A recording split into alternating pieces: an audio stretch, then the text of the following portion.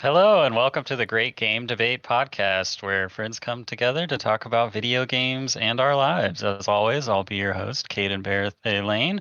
And joining me this week, as always, is the godfather of the Great Game Debate himself, Jonah Gomez. How you doing, buddy? I'm doing great. Kind of. I got 4 hours of sleep. I worked 10 and a half hours, and then I went to a wedding, and then I'm here, so... Energy drinks. Let's go. Yeah, I got the Red Bull, baby! Just chilling. Glad to be here. Glad to see you guys. All right. And we're glad you're here too. That's our man in the closet, Wes Bates. How you doing, man? How's the weather in the closet this week? It's kind of, the weather doesn't change in here very often. If it does, there's something climate controlled. There's something seriously wrong. But no, I'm doing pretty good. I'm pretty happy because you sent me a message earlier to let me know that there's an Okami crossover event with Monster Hunter Rise, and you can have Amaterasu as as your Palamute. It's a nod. It's a sign. Which Okami is oh please make it happen, Capcom. Make it happen. All right, and it's also our distinct honor and pleasure this week to be joined by the great Alex Stadnik himself from Game Informer. I don't know about great. Yay! What is this great business? I'm slightly above average. How about that? Fair enough, gentlemen. I don't think great is high enough. Oh, right. Yeah. All right. Like we got a grandiose. I can't handle this much praise. The astounding, the immaculate. I like the astounding, Alex. There's a good alliteration there. I like that. Gentlemen, I'm here to talk some games. I'm here to debate some games. Let's do it. Yeah. All right. Baby. Well, as usual, we do like to start off with a mini interview with our special guests for those who may not be familiar. But Alex, you do work for Game Informer. I think you are a video editor there. And, by the way, congrats on your recent review you just put out for what's called The Ascent. The Ascent. And I was checking out a couple other features you put out recently. Like you got to check out Aliens Fire Team. That's pretty interesting. The new Psychonauts. So, if you could just give us a little bit of a rundown, kind of how you got started at Game Informer and, work your way up to video editor. That's a long story. I think I'm going to take up the whole podcast. Abridged. We'll keep it short here. I think if you've listened to Sir Bobby Buell's podcast or Draft Punks, you're familiar with me a little bit. I made an appearance on both of those wonderful shows. Go check them out if you haven't seen them, or listened to them. I, like you all, I'm assuming, started in games very early. I was a kindergartner when all the older kids were playing Pokemon, and we had an SNES at my after school program and played Mario Kart and whatnot, and that's kind of where it started, right? Where I was like, okay, I want to play these games. Like this seems fun, and I love my mother to death. God bless her, one of the best people out there. She was drinking the Kool-Aid that video games would melt your mind a little bit. And I said, no, I need to play. I need to be one with the children. I need to be a cool kid, through the grace of my best friend's mom, who was like, come on, like, let the kid have it. It's okay. It's not going to melt his mind. I got my Game Boy. I got a normal Game Boy with Pokemon Yellow. And that was kind of the start. Nice. So heck yeah. Have Pikachu following you around through the woods? Of course. Yeah. Oh, of course. You better believe it. So that kind of kicked things off and grew into a GameCube, right? I was playing Smash with my friends, played a lot of Nightfire, ton of licensed games, Nightfire was our I'm trying not to swear, but Dude, our stuff, right? It's fine. It's fine. Yeah. It's fine. And it's funny because my parents, even if they were violent, if they knew the license like James Bond or like Fantastic Four or something Marvel, they would always get it for me versus something like Halo where they, it's just violence for violence sake or whatever, but that's not true. But I would really say, speaking of Halo, I would really say my gamerdom changed from interest to passion when I got a 360 or when we were leading up to the Xbox 360, when my friend was, we were playing Halo 2. Halo 3 was like basically God coming to, like Jesus was coming back down to earth to greet us again. And like, there's nothing, that midnight launch was like watching that on G4. There's nothing like it. But G4. Yeah, I was gonna say R.I.P., but like they're back, but not really. Yeah, I don't know. it's weird. Sessler's doing his thing. I don't know. It's bizarre. So from there, a lot of shooters like I've talked about before, Gears, Fable, and not a shooter, but you know what I mean. Like I became an X-BOI, which I've heard is not a which is not the phrase, but I'm trying to bring it around. So I guess that's my gaming history, and then obviously like just kept growing into a gamer, and then I did a video game podcast my senior year of college. So that was my first like content creation, right? I knew like Game Informer and games media was the dream. College did a good job of stamping out dreams, and like was like, okay, what are you actually gonna do? Yeah. And in a good way too. I love my college experience, and that's where I cut my chops as a video editor. But then, so I graduated and I went to a agriculture advertising agency. Talk about alliteration there. Oh yeah, dude. It was because I knew coming out of school, I cut my chops. I wanted to be a journalist. Like I wanted to actually be a sports journalist. I was the editor of our sports section at the school paper. And I grew up playing football and sports and that kind of stuff. So that was the kind of the dream. And then I realized how much like sports journalists make and what they have to do and where they have to go. And I was like, I want to make money. So which is silly because then I joined games journalism and there's not a lot of money in that either. But but it's a lot more fun, right? It is more fun. You get to play the games instead of watch them. So yeah. But this is really roundabout. I apologize. But don't worry about it. But that's where I kind of cut my teeth on video editing. I did it a bit in school from a journalistic standpoint, but I didn't get really a chance to do anything very polished, very like planned, until I got to my advertising agency. And I joke about it, right? I didn't know that there was a turf war between red tractors and green tractors. Like I learned a lot about cow pharmaceuticals and stuff like that. Like whole world of things I didn't know existed. Yeah. Oh, you're speaking Wes's language right now. Yeah. So I'm just curious. What was that company called, if you don't mind sharing? Broadhead. Broadhead. Okay. Yeah. They were Minnesota based, but I worked on like Firestone. We worked on CHS a little bit, a couple other ag focused clients. So okay. Yeah. I work in the ag industry. Oh, nice. That's right. For a vegetable seed company. So I gotcha. Okay. Cool. Yeah. Well, small world. Look at that. Yeah. So bringing it around. Yeah. There you go, Wes. This is your door into games media. Games, apparently. Yeah. Can you hook me up at that place where you're working, and so that I eventually can work at Game Informer? Reeves and Cork were all about the ag stuff. No. Yeah, but why that experience was invaluable to me was because I wasn't working on clients like Nike, for example, where it's like the brand standards are basically the Bible, where you can't deviate. You have to do things very closely to that. I worked with clients who were like, you guys are the experts. Like, throw stuff at us, wow us, like, do your thing. And that left room for experimentation. So that left room for mistakes. And I was able to actually like learn After Effects, get better at Premiere. I had some really great mentors and stuff. So I elevated my video skills to a place where it needed to be, so that when the Game Informer opportunity came around, I was ready. I had also been writing about games for free sites. Like I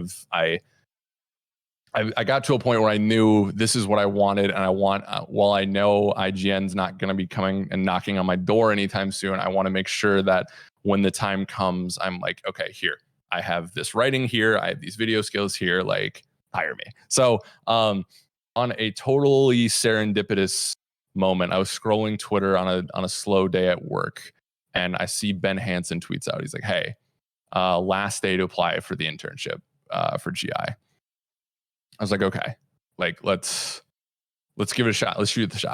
I had applied to GI, I think 3 times before and never got in, which I think everyone in this industry applies multiple times to get in. Like, absolutely no shade. People were better. Like, now I know who some of those interns were. And I was like, yeah, I would hire those people over me any second. You kidding me?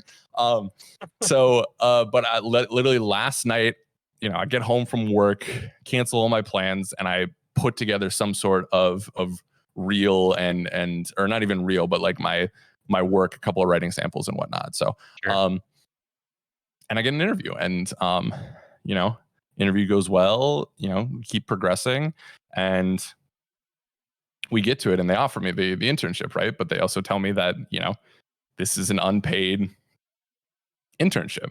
And that was really hard to accept, because I was coming from a full-time job with benefits. You know, when I was in an apartment, I needed to, you know, I needed to make money.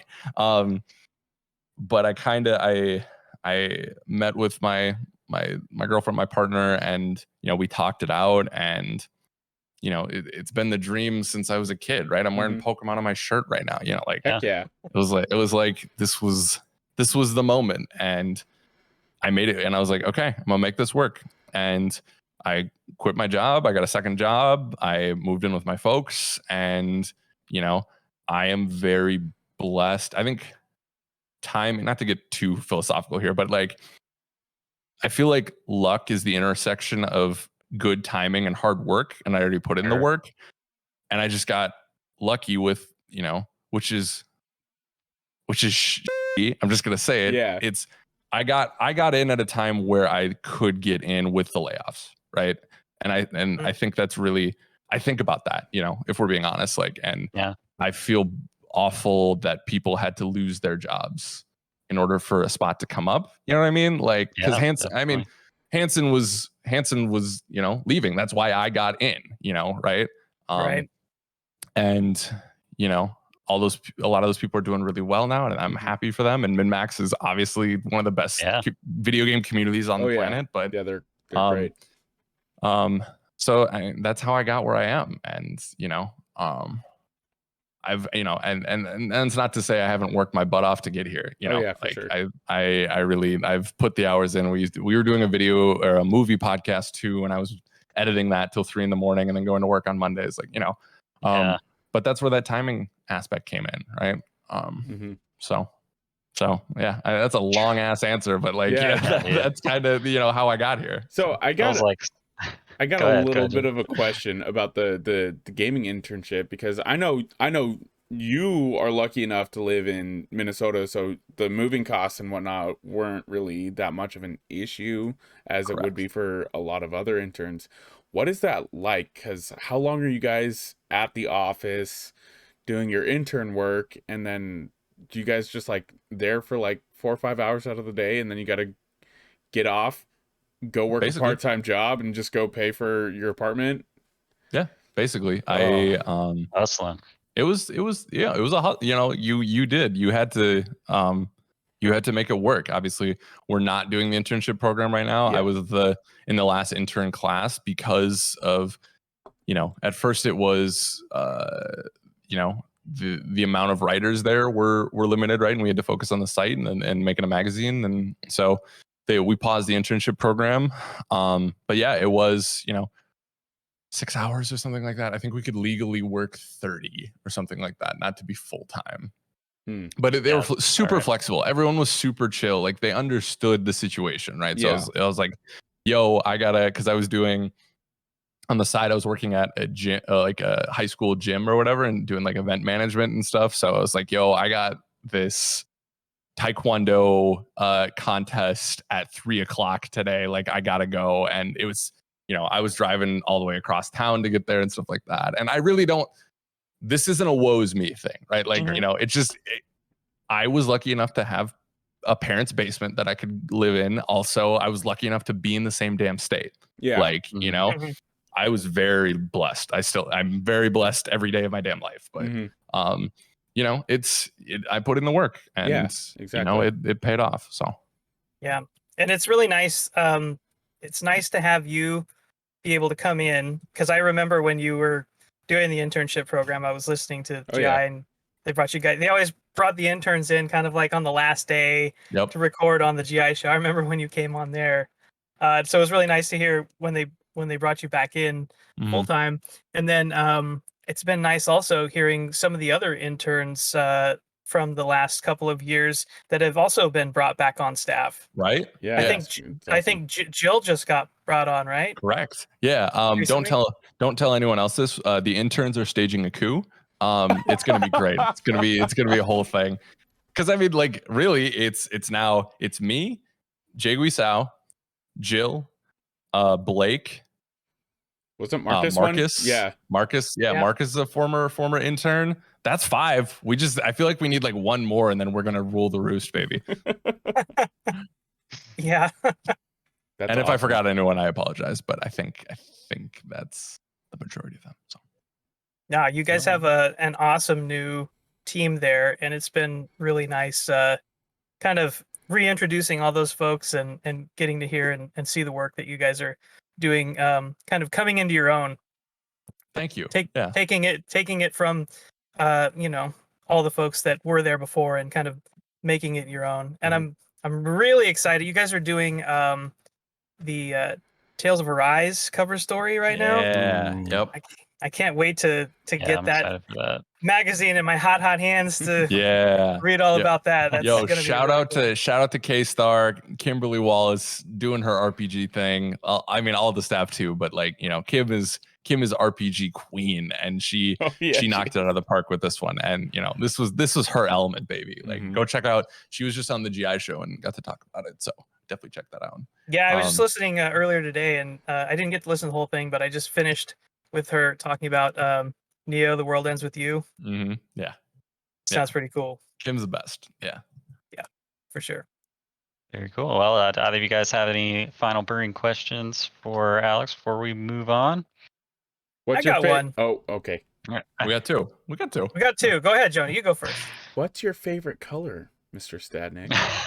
Blue. Oh, I got my Squirtle boy right here. Hell yeah! He's the man. I got blue. I got blue back here. I'm a blue boy. My eyes are blue. Look at that.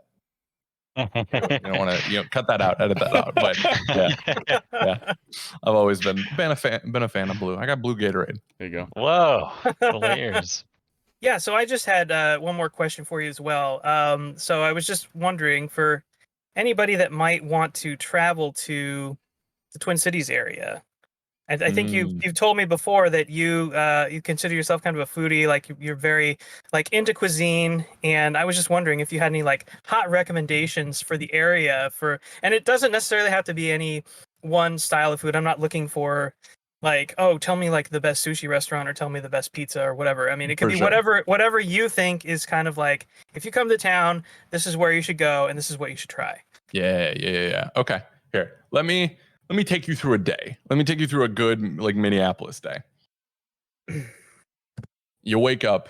It's a beautiful Sunday morning, right? The clouds are not in the sky, right? It's beautiful out, 75 degrees, 80. You go get donuts at Glam Doll Donuts, one of the Minneapolis institutions, right? And it's a little, I think people are not tired of it, but it's very much the popular place, right? But it's because they do.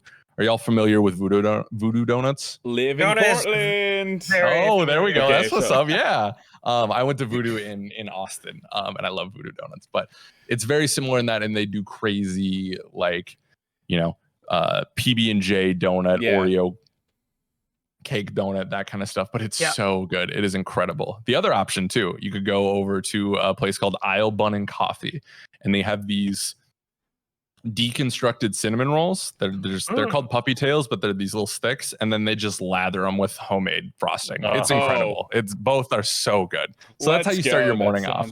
So good.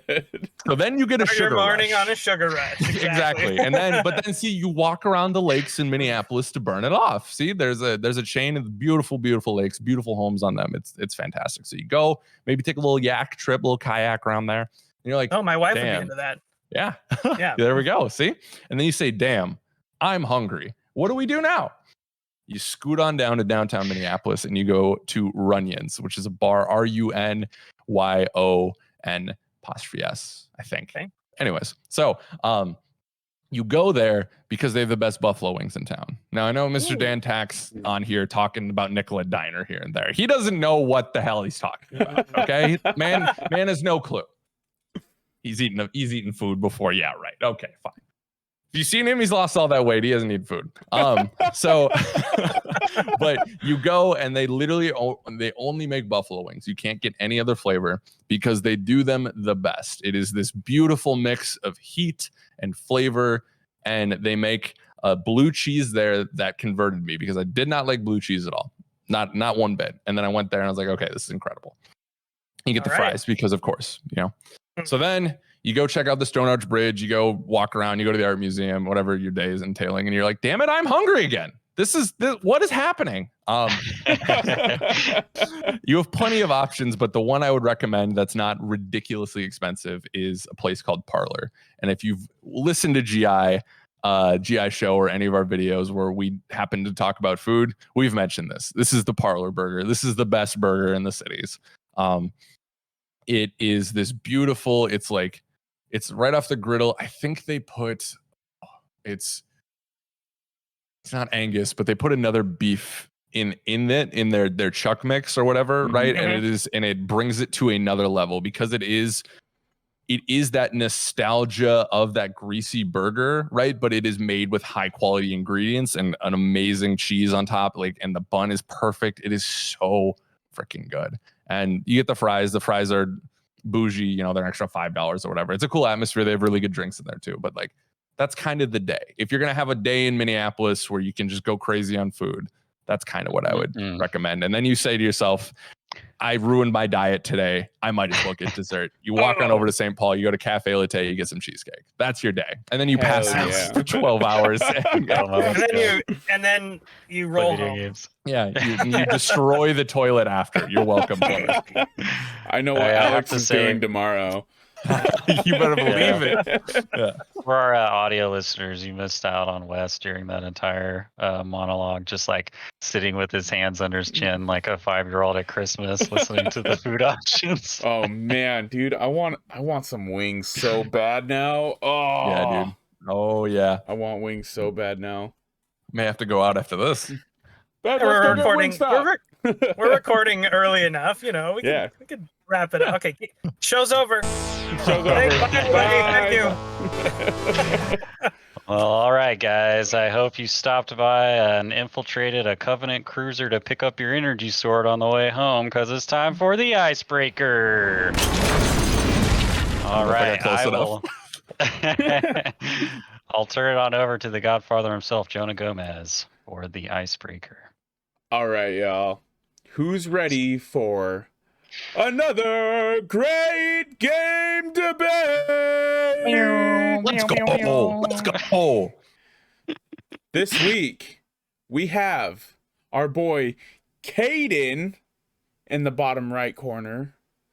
Caden. Oh, booing. Jealous. Caden. Who did that in the crowd?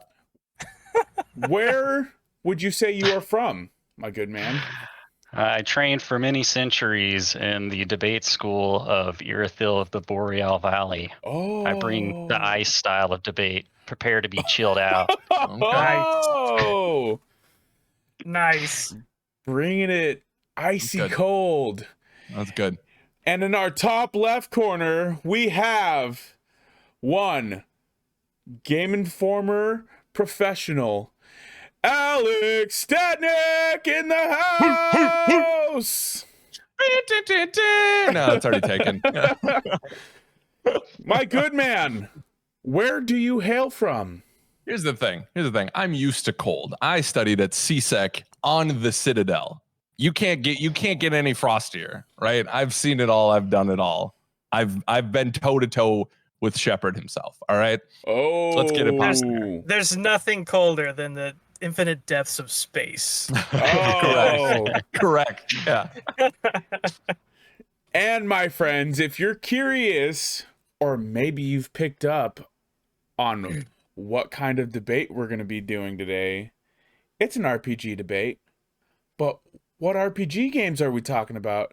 Caden, our host of the Great Game Debate podcast, will be debating for Dark Souls trilogy. Ooh, okay.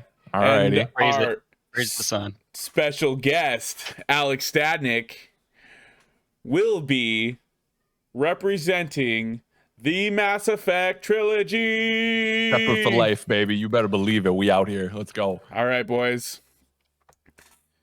Wes Bates is going to be our assist trophy today. He will add an additional 30 seconds onto either your opening statement, your rebuttal, or you're closing. It's an additional 30 seconds. And if you guys feel like you are done, you can concede the rest of your time. You don't have to go the full 2 minutes. Okay. We will do opening statement, then rebuttal, then both closing. You guys can call on Wes at any time by shouting assist trophy. Wes will hop in and give his thoughts. You can only use him once. And Wes, I'm forgetting the rest of the rules. Yeah, so it's 2 minutes for each round, each person. Jonah just used his assist trophy. Yeah, I did. I just used him. Do you have the coin to flip for who goes first? Oh, I do. Because I didn't move it last time. I got this little penny. All I can say is that I'm glad I'm not the one that has to do the full debate this week. Yeah. All right, Alex. I will let you call it. And go. Tails. Because Weak. it never fails. It's a weak choice. It is heads. Caden, would you like to go first or would you like to go last?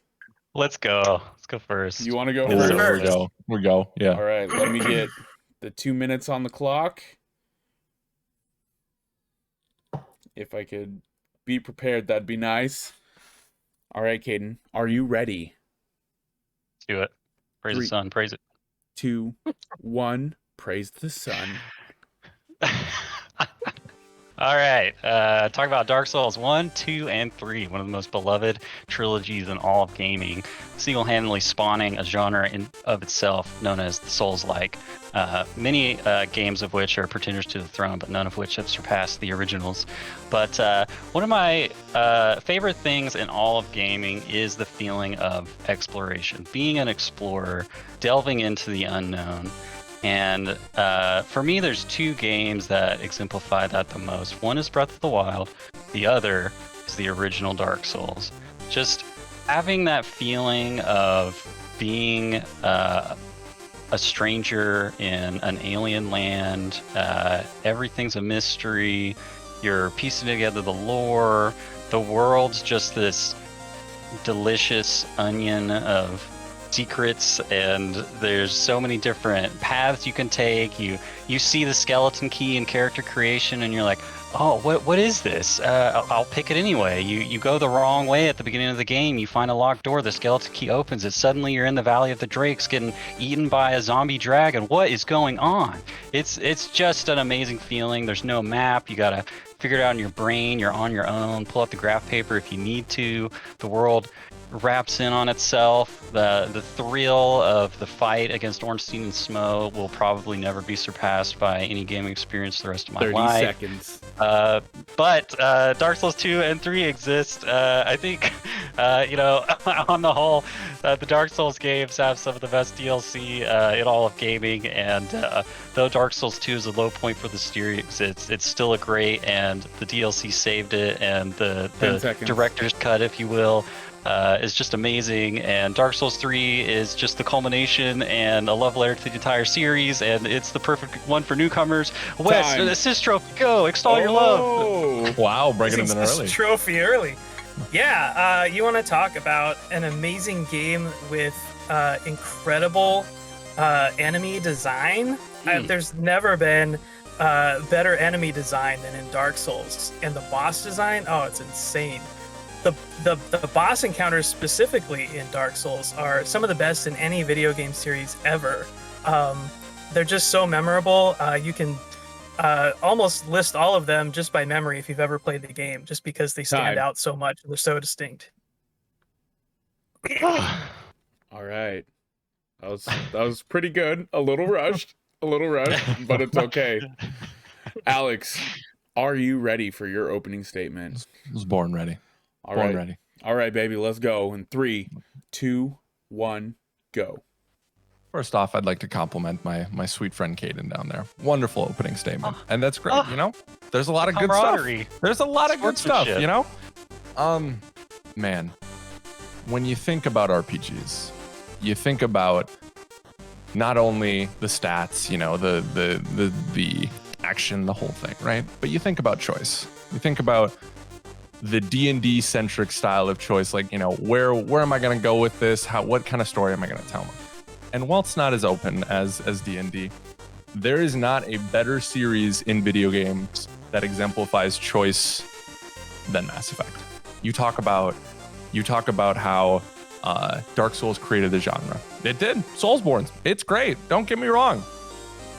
No one's been able to meet Mass Effect on that level.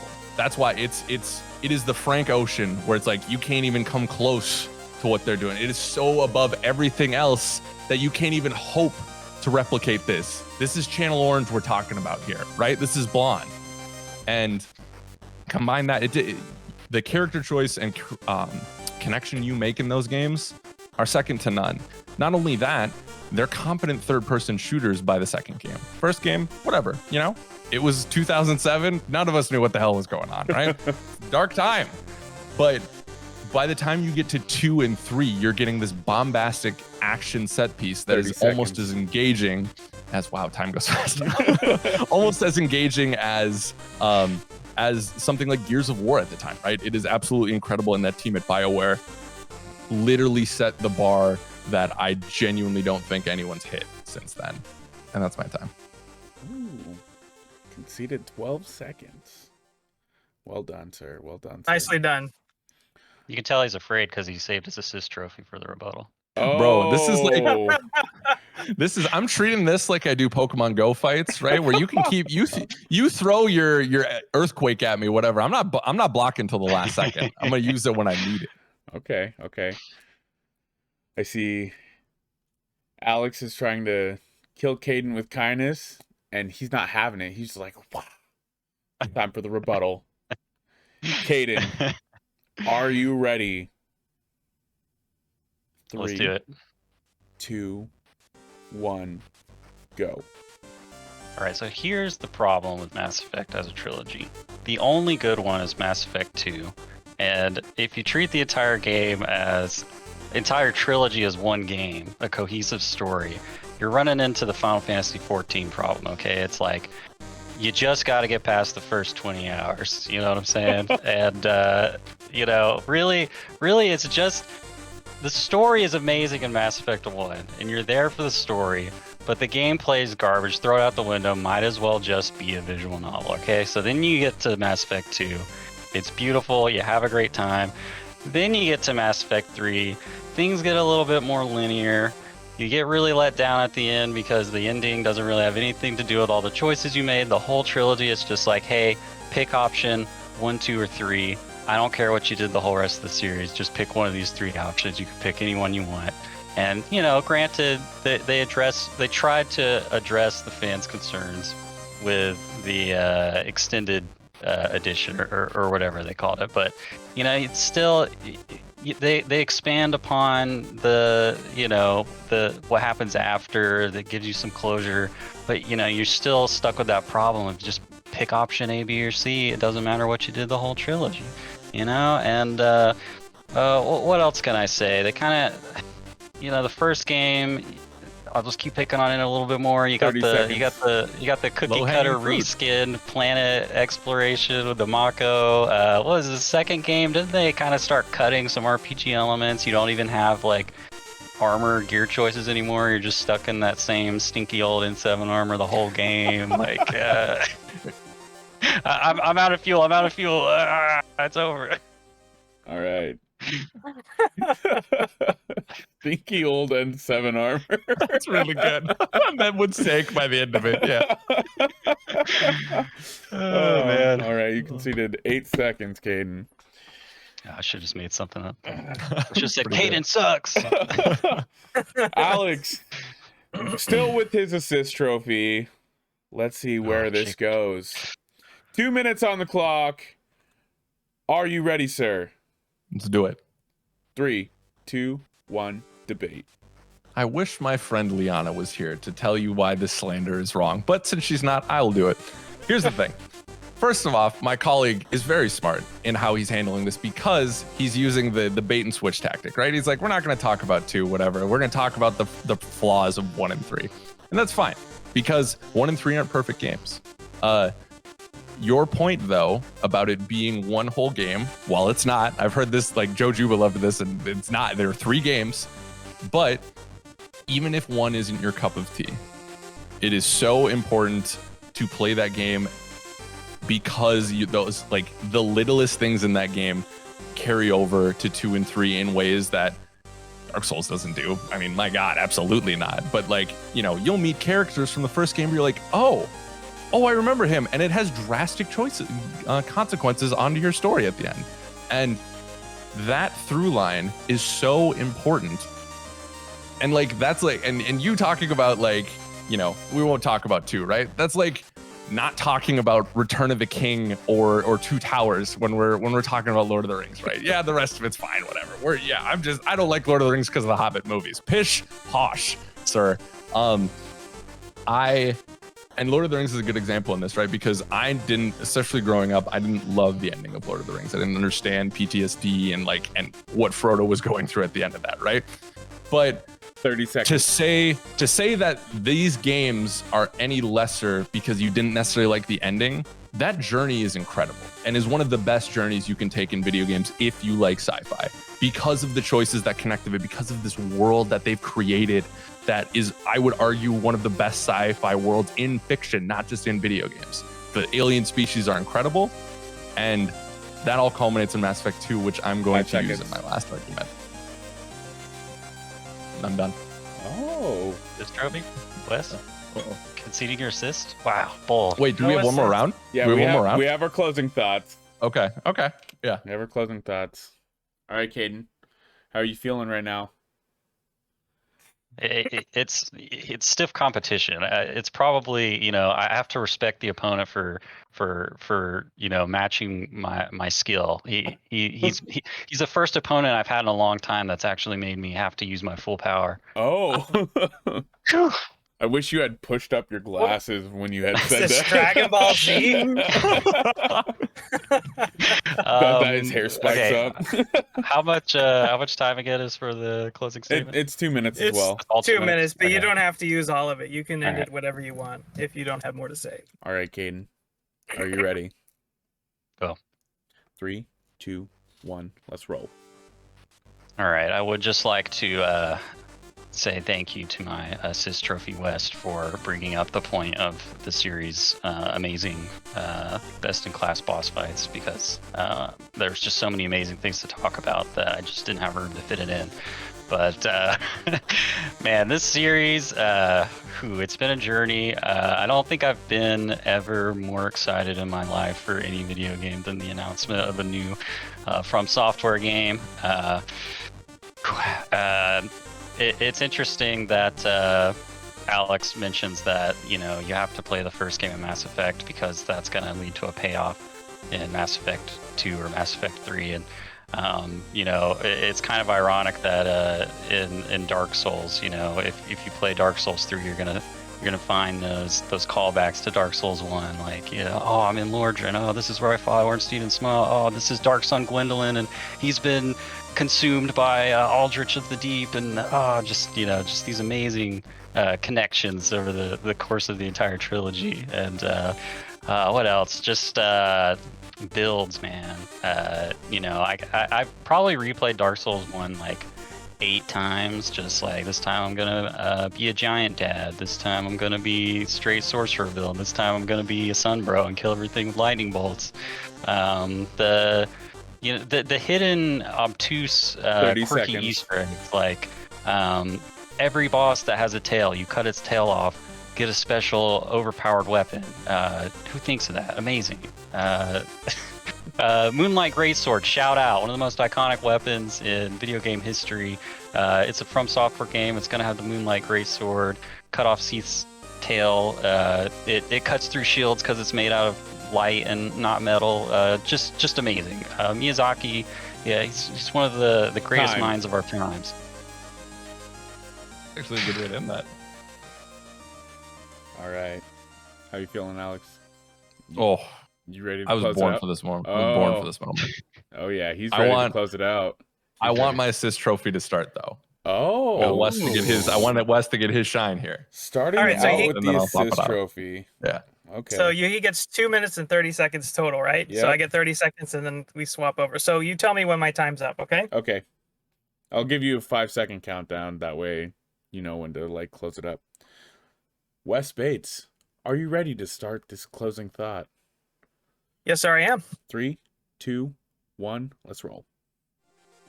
So just looking at this debate from the standpoint of a trilogy of games, I would like to point out that the Dark Souls trilogy really isn't much of a trilogy. As far as the story is concerned, yeah, there's probably one there, but you have to watch about 38 like 27-minute VOD video videos seconds. if you really want to know what it is. Versus Mass Effect, it's clear cut and it's right there.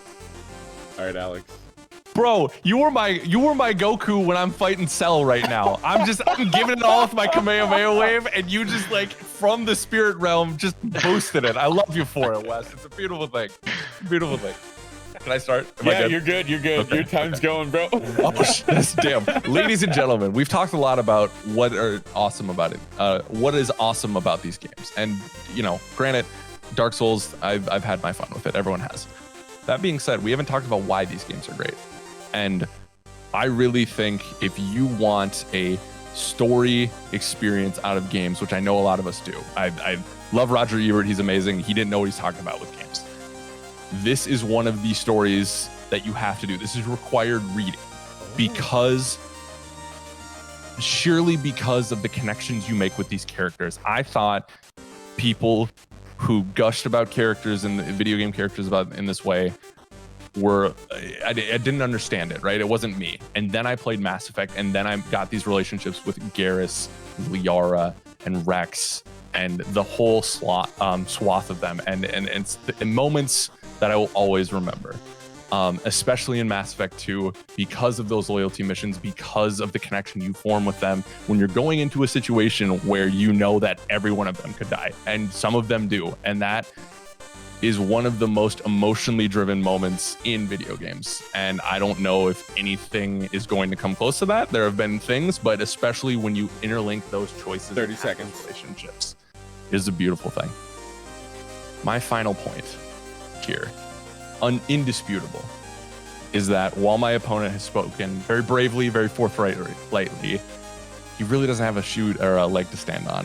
That's because his parents named him after a character in Mass Effect. So, what does he really have to say here? That's my time. Ladies and gentlemen, thank you so much. You've been great. Been a wonderful audience. We'll see you later. Oh my God. Judge Gomez, I'd like to raise an objection. The defendant previously stated, and I quote, "We've all had our fun with it," speaking of Dark Souls, implying that it is a cheap horror. And I'd just like to say that I think that goes against the spirit of the competition, and I think he should be penalized. I don't know what to say to that. I don't know how to react to that either.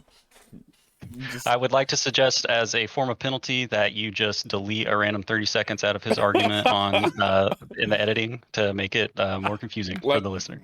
Let me guess what the back half of his his closing thoughts. Oh man! All right, that was great. That was fun. Yeah. My favorite quote out of the whole thing was what were you saying, Caden? Something about how Dark Souls is like an onion of like world building or something like that. You gotta throw in the Shrek reference, you know. I should have said you're right. It stinks, and then we would all had a laugh. I didn't think of that. It doesn't count in the debate. All right. So now that go ahead, John. Go ahead.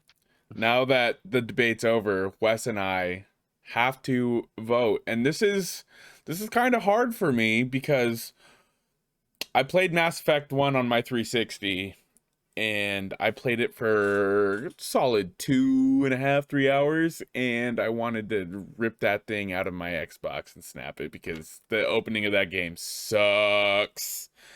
Well, a lot of people would say the same thing about Dark Souls. Yeah. And that's where you bring my point. I played the first Dark Souls, and that game kind of sucks at the beginning out too. Of your Xbox. Yeah, so I had a hard time deciding what game I'd vote for and who would be the winner of this debate. So I'm going to pass it over to Wes and hear his thoughts before I make my decision. Wes, who are you voting for this initial vote for the winner of this debate? I think that Caden had some very, very strong arguments for Dark Souls. What is coming? And he delivered his points very well. But I felt the conviction from Alex and how much he was talking about the emotional payoff and how the game resonates emotionally with the player, and I really kind of felt that in his argument. And so in this case, I am going to go with Alex on this one. I respect All right. I respect those thoughts. And you know what? I kind of agree with them. Like, yes, Dark Souls is all about the gameplay, but you know, that story, man, what little bit of a story there is, it's just not. I understand there's a lot of world building, but I'm not gonna. You haven't watched enough Fati video. Yeah, Oh, like you're the story's right. all there. You're right. It's just not. You're not playing through it. You know, I'm you not gotta dig for it. watching 600 hours of. You're not doing your extracurricular activity. Of Dark You haven't Souls read lore enough videos. item descriptions, Jonah. Oh man, I love reading flavored text. That's like my favorite thing, you know? So as much as I really don't give a crap about Mass Effect, I'm gonna have to vote for Alex. I'm sorry, Caden. I failed you, Miyazaki-san. It's a beautiful day in the neighborhood. Let's get it. I will say, you know, I felt myself just feeling the heat of the clock and starting to ramble. And Alex really kept it cool, really kept himself composed, stayed calm. I respect it. I couldn't have had that debate without you, my friend. It is I am only as good as the opponent I'm going against, and you brought my A game out, so I appreciate you. All right. I should mention just if we have any first time listeners, this debate's all in fun. And nobody really has any harsh feelings for Mass Effect or Dark Souls except for Jonah, who hates both. Yeah. So full disclosure, I've never played Mass Effect, and in preparation for this debate, I just Google searched or YouTube searched why Mass Effect is bad, rant videos. So you know, this is all a ruse. It's an illusion. Legendary Edition is out now. I was gonna say, play Mass Effect. It's your chance. I played it. I played the first game for the first time last month, and I'm glad that I did. So yeah, they're exceptional experiences. Get out there. All right, friends. If you enjoyed this debate and you want to vote on the debate, we will have a thread going up. Probably when this drops. I don't know. It's in our Discord. You guys can hop in there, click on the little icon, give it a vote, and who knows? We'll see who won. Wes, do you want to give us the results for the last debate? I don't have it pulled up, but give me a moment and I can try to. While he's searching, Jonah, I would like to ask you: are you more hyped for unnamed Mass Effect project or Elden Ring? The correct answer is The Legend of Zelda: Breath of the Wild 2. Fair enough.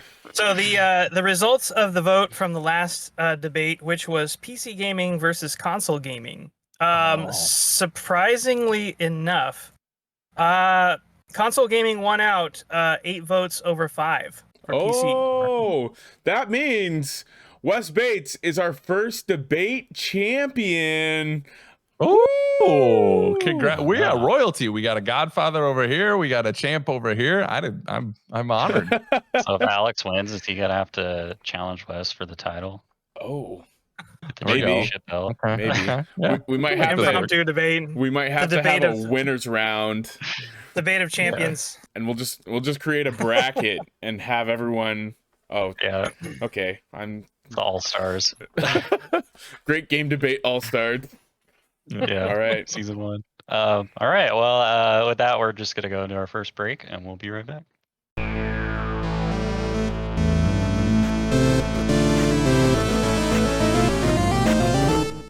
All right. Well, we're back from our break, nice and hydrated, and it's time for my personal favorite segment. What you been playing? And I'll let our special guest this week, Alex, start us off. What you been playing, man? Thank you. I appreciate that. I, to the shock of no one who's listened to me on the Game Informer show, I am playing Halo Infinite. And gentlemen, that is the absolute. I take great pleasure in telling you that that's happening right now because we've been waiting. We talked about it on stream the other day. We did a Halo Infinite stream when they unveiled the tech test and we finally got in, right? This is the longest we've waited between Halo games. This has been 6 years in the making. Halo 5 is 2015. And usually the cadence was every 2 years or 3 years or what have you. So, and I was dubious and I was scared. I really, especially in the era of Scalebound, Fable Legends, right? That Microsoft has rebirthed itself from. Halo was like, I think a lot of people viewed that as, I think it's hyperbolic to call it its last stand. We're not talking about Halo 3 here, right? But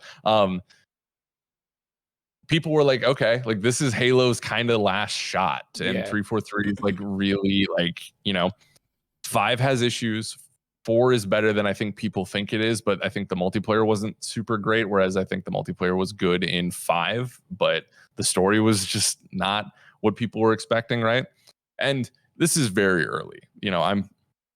I've been playing a tech test versus bots. You can only learn so much about that. But I think the kernels of what you are learning are very important because this feels like, to quote John Carson, who talked about it on our new gameplay today, which is a preview show that we preview new games, right? Which is a great time. Yeah. He's like, Halo Infinite, at least right now, feels like Halo. And that is such a loaded, powerful statement, even though it seems simple on the outset. And to put my own spin on it, right?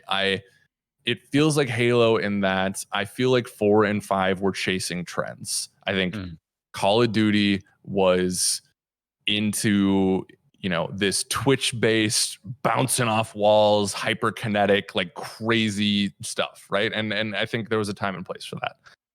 And I think Halo felt like it needed to be that. But it lost itself a little bit in that. And I think this is a return to the maps that we played feel tight, they feel deliberate, they feel the movement feels chunky and good again, but also has a bit of that contemporary speed that you need in games. There's a slide function now that has replaced the dash ability, which I love that the dash ability is no longer in the game.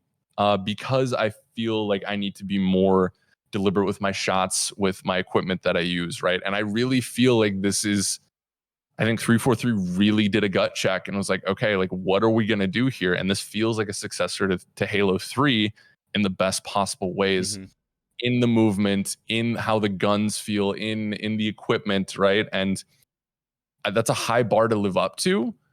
But I think it's done a great job with it so far. The new weapons are interesting to me, though. I don't love the Commando. That's like it's like either a heavy SMG or AR type of gun. But I've found middling success with that. But I still like it. It still feels good.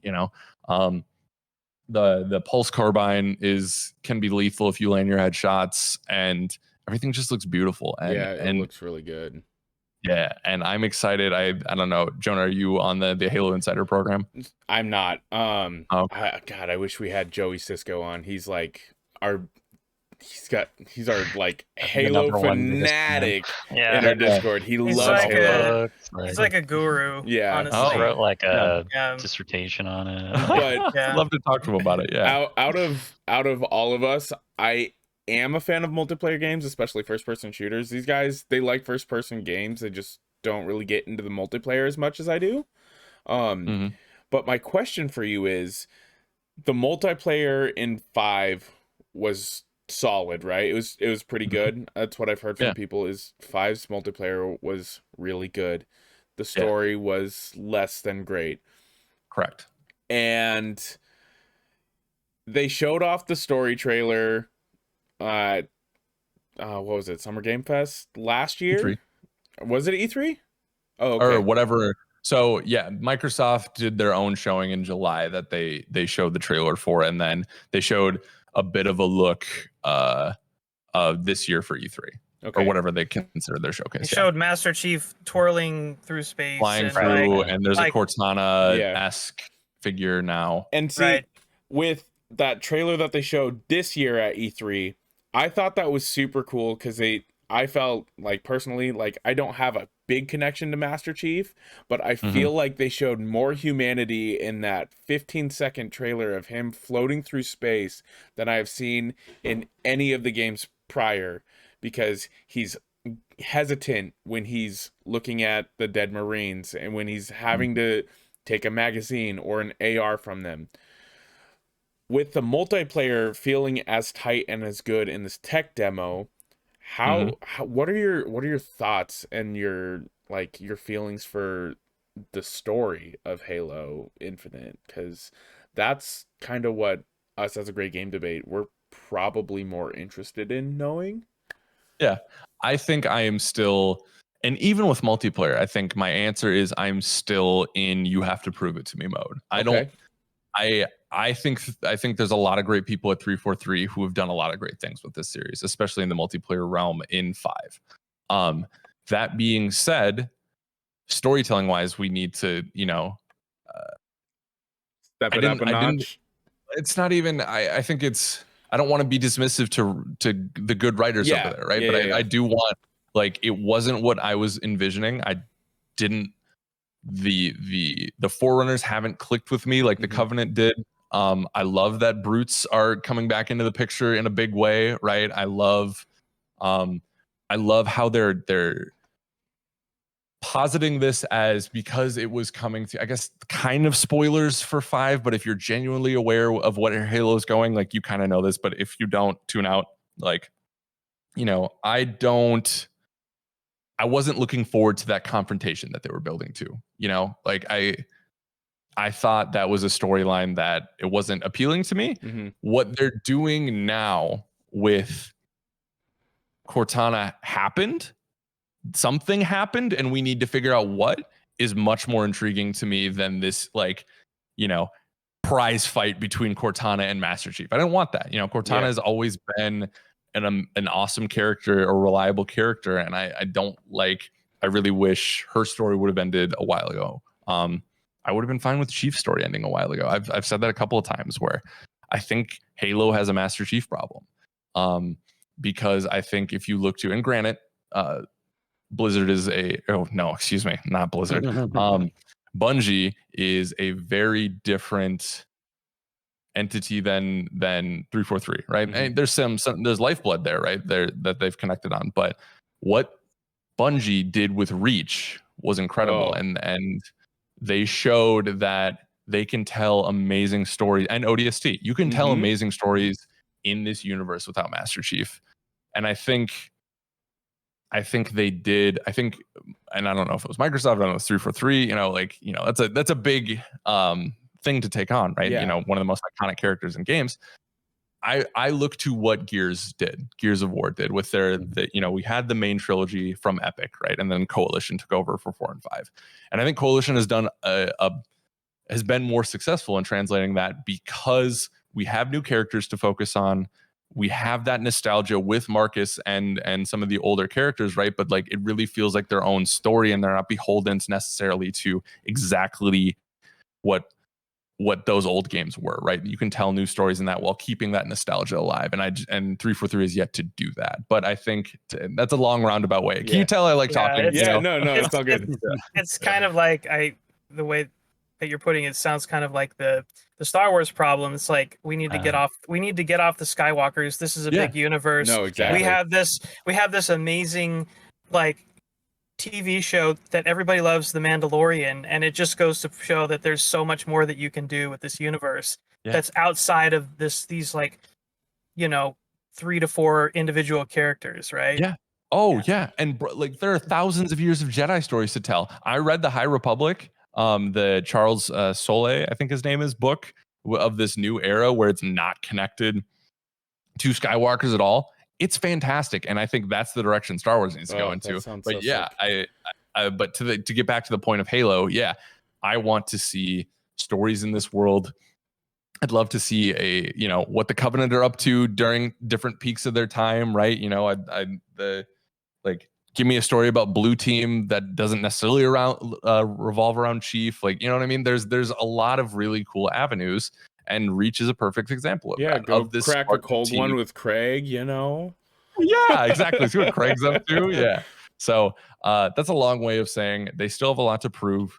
That being said, I think they're hitting a lot of the right marks on what they've shown, and it's been limited on what they've shown. But I'm willing to believe, right? Mm-hmm. It's the Halo 3 advertising campaign again. You gotta believe. Yeah. No, from what I've seen as a multiplayer fan, I think it looks fantastic. I think the gunplay looks phenomenal, and these guys like to call me the Call of Duty guy, but it's like I really liked Modern Warfare 2019, and I don't care at all for like Black Ops Cold War.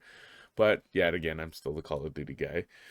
So like with you'll never live it down. I'll never live it down. With the transition from the gunplay from 5 and Infinite, did they take a lot of really good steps in that direction with it? Yeah.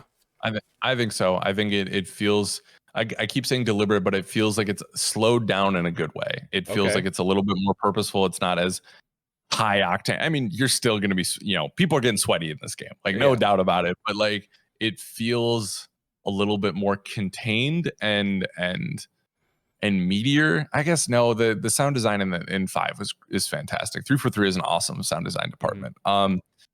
But it just feels more, I think deliberate is the word, right? I'm trying to think of a better way to describe it, but it really does, with that dash being gone, with some of the weapon tweaks that they've made, it really does feel like 3 felt, like 2 felt. And I think that's really important. Mm-hmm. And it just feels like in these early days, they rediscovered what that secret sauce is. And I don't think I'm doing a great job explaining what it is, because that's why it's a secret sauce. You know what I mean? But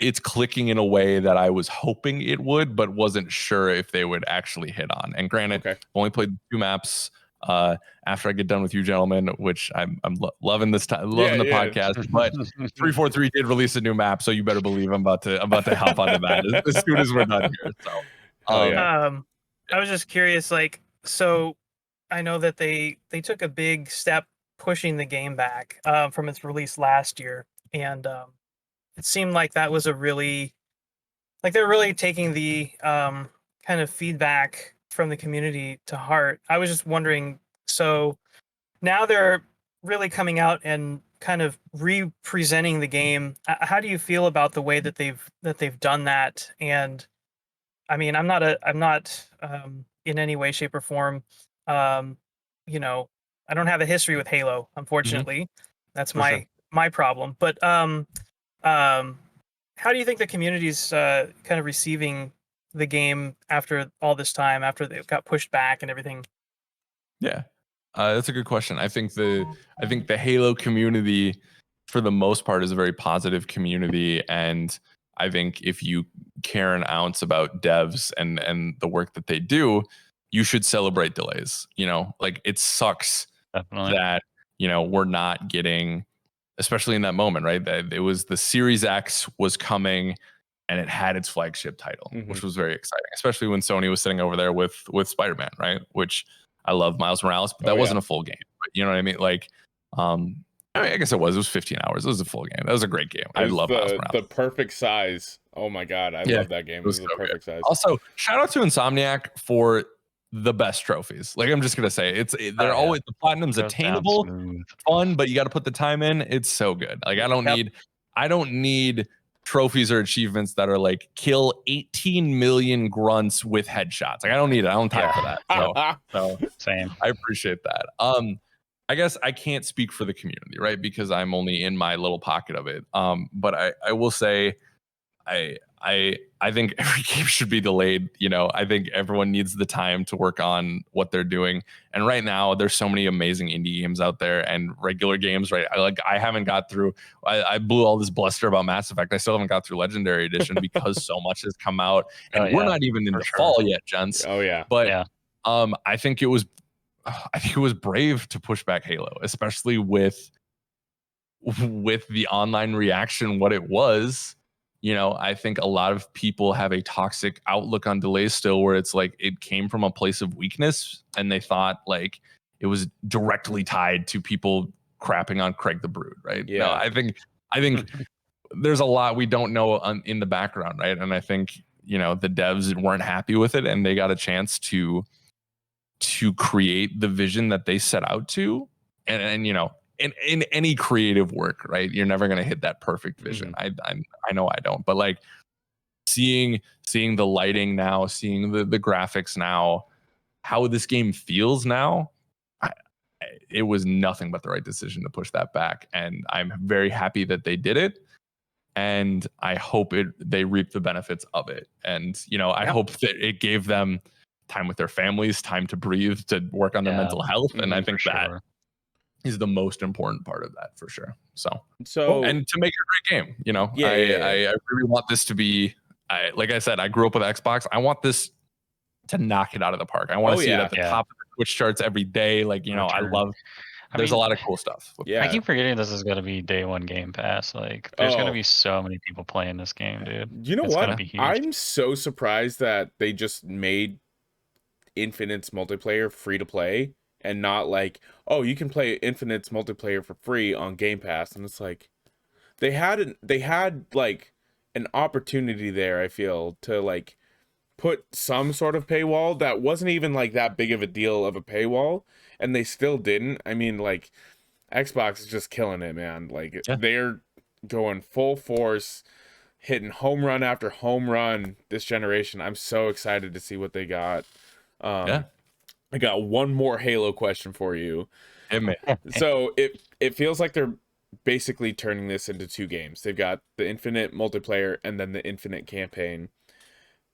Do you think if they're going to delay it again, they're going to push multiplayer out because it's going to be its own thing? And then the Infinite story is going to be delayed, still worked on, but you still get the Halo that everyone was wanting. You still get that multiplayer. You still get that community building. That question. That's a good question. Yeah, would they do it? Do you think they would do that? And how do you think I know this is like the impossible question. How do you think everyone's going to react if they do that? I honestly don't. I don't think they would do that. I think because I don't think they would do that because I think they understand the level of hype, like we all outlined here. Free to play multiplayer, but also there's a whole team of people working their butts off every day on this campaign. Like, I think they want this to be the full package. Yeah, exactly. I would, right? Like, because I think you're going to bring in a lot of people with that multiplayer, but also too, if you have Game Pass, which a lot of people do, it's like, come play the story, you know, that we've worked hard on and hopefully is the answer to what y'all have been waiting for, right? My gut is saying that they wouldn't do that. And I think they would just delay everything outright, frankly. So I don't, you know, I don't know. I genuinely I don't have the insider information or anything, you know, but I think they, unless they have analytics that say this multiplayer is absolutely going to like I said, be the top of Twitch every day and hit, you know, millions of concurrents and all that kind of stuff, like, which I think it will. And that is just too alluring for them, you know, but I think you're going to want to bring people in who are hyped on the multiplayer, but also are like, hey, what is this story? Like, who is, you know, we know who Master Chief is, right? I played with him in Fortnite. Ugh, I can't believe I said that. But like, you know, what is this story going on? And I think less people would inherently play the story if it's not bundled with that multiplayer. Okay. So, okay. That's my thoughts. No, I appreciate those thoughts. That Makes sense. I mean, so Alex, Yes, sir. day one, free multiplayer. You go in the shop, $20 Craig skin. You ponying up the dough? I'm buying two. I'll buy you one too. You kidding me? Yeah, hell yeah, I'm gonna buy that skin. I'm not like, I usually don't put money into battle passes. I'm thinking about it for Pokemon Unite, but I usually it's pretty rare for me to buy a battle pass. But I'm telling you, if the like the level 100 battle pass reward is a Craig skin, you better believe I'm ponying up whatever I have to do to get it. I'm gonna put whatever hours in. It's gonna be great. So. Oh, the battle pass system that they're putting in this game is like the best battle pass system. It never expires. Oh my god, easily. That's awesome. Yeah, I absolutely, I wholeheartedly agree. I still think battle passes are probably still a little bit predatory, you know, as a lot of microtransactions are, but you know, you're getting this game for free. Support the devs, you know, like there's the angle of it too. And I love the fact that, like once you have it, and you can work through it. I love that in 2 years when I'm still playing it, like I could finally be checking off, you know, things from a year ago. It's very consumer friendly in that way. So it keeps a level of progression that you can just always work towards too, which is nice, because that's kind of how I felt with like Call of Duty. After a while, it's like, okay, well, I beat this gun, or I maxed out this gun. Okay, I maxed out this gun. I don't like playing with any of these other ones, so I'm just done playing it. But like, if you have consistent battle passes that you can just keep knocking out over and over, I feel like that's good progression for the game. For sure. Cool. Well, since you're on a roll, Jonah, why don't you go ahead and clue us into what you've been playing? All right. Well, I'm gonna surprise you a little bit because God, you've been playing D&D, haven't you? No, I haven't been. I'm not gonna say that. That sounds weird. I have been playing my Switch. Hey-o. Boom! I got some Switchpad Pro. I can see your lovely faces right there. Earlier. Look at those fingerprints all over the screen. Like, oh man, that's crazy. I have a 5-year-old. So I got the Switchpad Pros because my Joy-Cons took a dookie, as they do. Mm-hmm. Your Drift Cons, you mean? Yeah, my Drift Cons. I want to put the Tokyo Drift song in right there. So those took a crap, and I bought 3 games.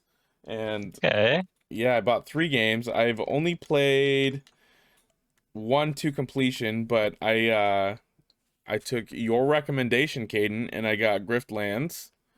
Oh yeah, boy. So I bought that, and then I took Wes's recommendation and picked up Blossom Tales. Nice. And that's a great game. The game that I did complete was Oxenfree, because I've heard nothing but fantastic things about this game. I'm very intrigued. Bro, I don't... It clearly melted your mind. It really did, though. It takes that like summer like teenage horror movie, and it just puts an interesting twist on it. The voice acting's phenomenal. The little animations, like the art style, is fun and terrifying at the same time. With like how like Psychonauts vibes. Kind of. I guess, yeah, kind of. The fun and terrifying. It kind of does have like a Double Fine like flavor to it, I suppose. Yeah. But just like the twists and turns that this game makes, and you're learning about what's going on, and you're using this radio to dial into like distant radio signals, and like it'll just be like a normal radio thing that you'll pick up, but it's like it's like a woman's voice saying, like, just repeating something, and it's like, it's dark, the music's fantastic, but it's just like eerie. And I was camping while I was playing this, so it's like dark, I'm laying in a hammock, and it's just this creepy music. Oh, and yeah, the characters are just phenomenal, dude. I love all of the characters. they all feel like real people that you would run into in high school. You got like, yeah, you got the party boy, and he's ready to go and just like do all this crazy stuff. And he's like, oh, look, I got a weed brownie. No, you guys can't have any. I'm going to take it for myself. And then he gets high, and it's like, bro, what are you doing? Come on, share. And like everyone's getting upset at him. And then you got like the snobby, like uptight girl, but you get to learn why she's like that and why she treats your character kind of like sounding that. like Until Dawn, but good. Ouch! Yes. Shade on Until Dawn. Yeah. Okay, well, no spoilers, of course, but like, what is the horror element we're dealing with here? Like maybe genre, unless that's too much of a spoiler, even. Like paranormal stuff, kind of, or kind of. It feels ghost-like, I should say. That's as far as I'm gonna say. You're like tuning in, and you kind of white noise find them. I guess that's how you do it, and it expands on it in a super interesting way. A negative I have on this game is while the dialogue's like excellent and the writing's awesome, the text bubbles for you to pick, they pop up and then they go away pretty quick. But you kind of want to listen to what the other person's saying before you hit the button, and then you'll sometimes just cut over what they're saying, and it's like, well, okay, I didn't want to listen to the rest of what they're saying. Or you wait too long and then you miss your opportunity to say something and continue the conversation. Yeah. So I hope they fix that in the sequel. They've got a sequel coming out, which I found out, and I was like, oh, I didn't even know that. Yeah, and it looks what's the developer? Spooky. I looked this up and I cannot remember. We'll circle back to it. Are you interested in playing After Party at all, which is from the same developer? That game looks sick. Yeah, I am actually. That game looks like a whole bunch of fun, just a lot less scary. A lot less scary. Yeah, You're only in hell. You're only in hell. Fine. Yeah, right. Drinking with the devil, How now, Jonah, how much of a spooky tolerance do you have? Okay. If you had asked me this like 5 years ago, I would say like bitch baby levels. Yeah. But now I have grown to be a big boy and I can handle games. After playing, after like bashing my head against the wall playing PT like 6 times with friends. Oh yeah. Nothing scary after that. After playing Resident Evil 7, a lot of things aren't scary after that. So I forced myself, like, it just got a trial by fire, man. Just like push through it. And then once you see like the really bad stuff, the stuff that's not that scary isn't that bad. Now, don't get me wrong. Exposure therapy. Yeah, exactly. Don't get me wrong. When I was playing Little Nightmares 2, oh my god, that game, it was giving me some chills. I was like, this is creepy. That had one of the scariest chase sequences I've ever played in my entire life. Yeah, with the school? Yeah, bro. Oh my god. I played with my my partner and her sister, because that's how I've been playing some of my spooky games, is with an audience, because it makes it more fun. Oh, and so much. That sequence happened, and I about damn near threw the controller. There, we were running around screaming. It was the whole thing. It was incredible, but it was terrifying. Yeah. So I guess my question was more so, that is a good illuminating look into who you are as a person. Yeah. So like, but if I could get through Little Nightmares 2, I could get through Resident Evil 8. Oh, easy. Could I? Okay. Oxenfree is not, because I got Stranger Things vibes from it, but I didn't know how how scary. You know it was, what? actually. That's kind of a good comparison. Like, it kind of has those Stranger Things vibes. I mean, this game's only like, I think it's like 5 or 6 hours. It's not very long. I got it on sale for like, I think $8 or something on the eShop. This game doesn't do a lot of jump scares.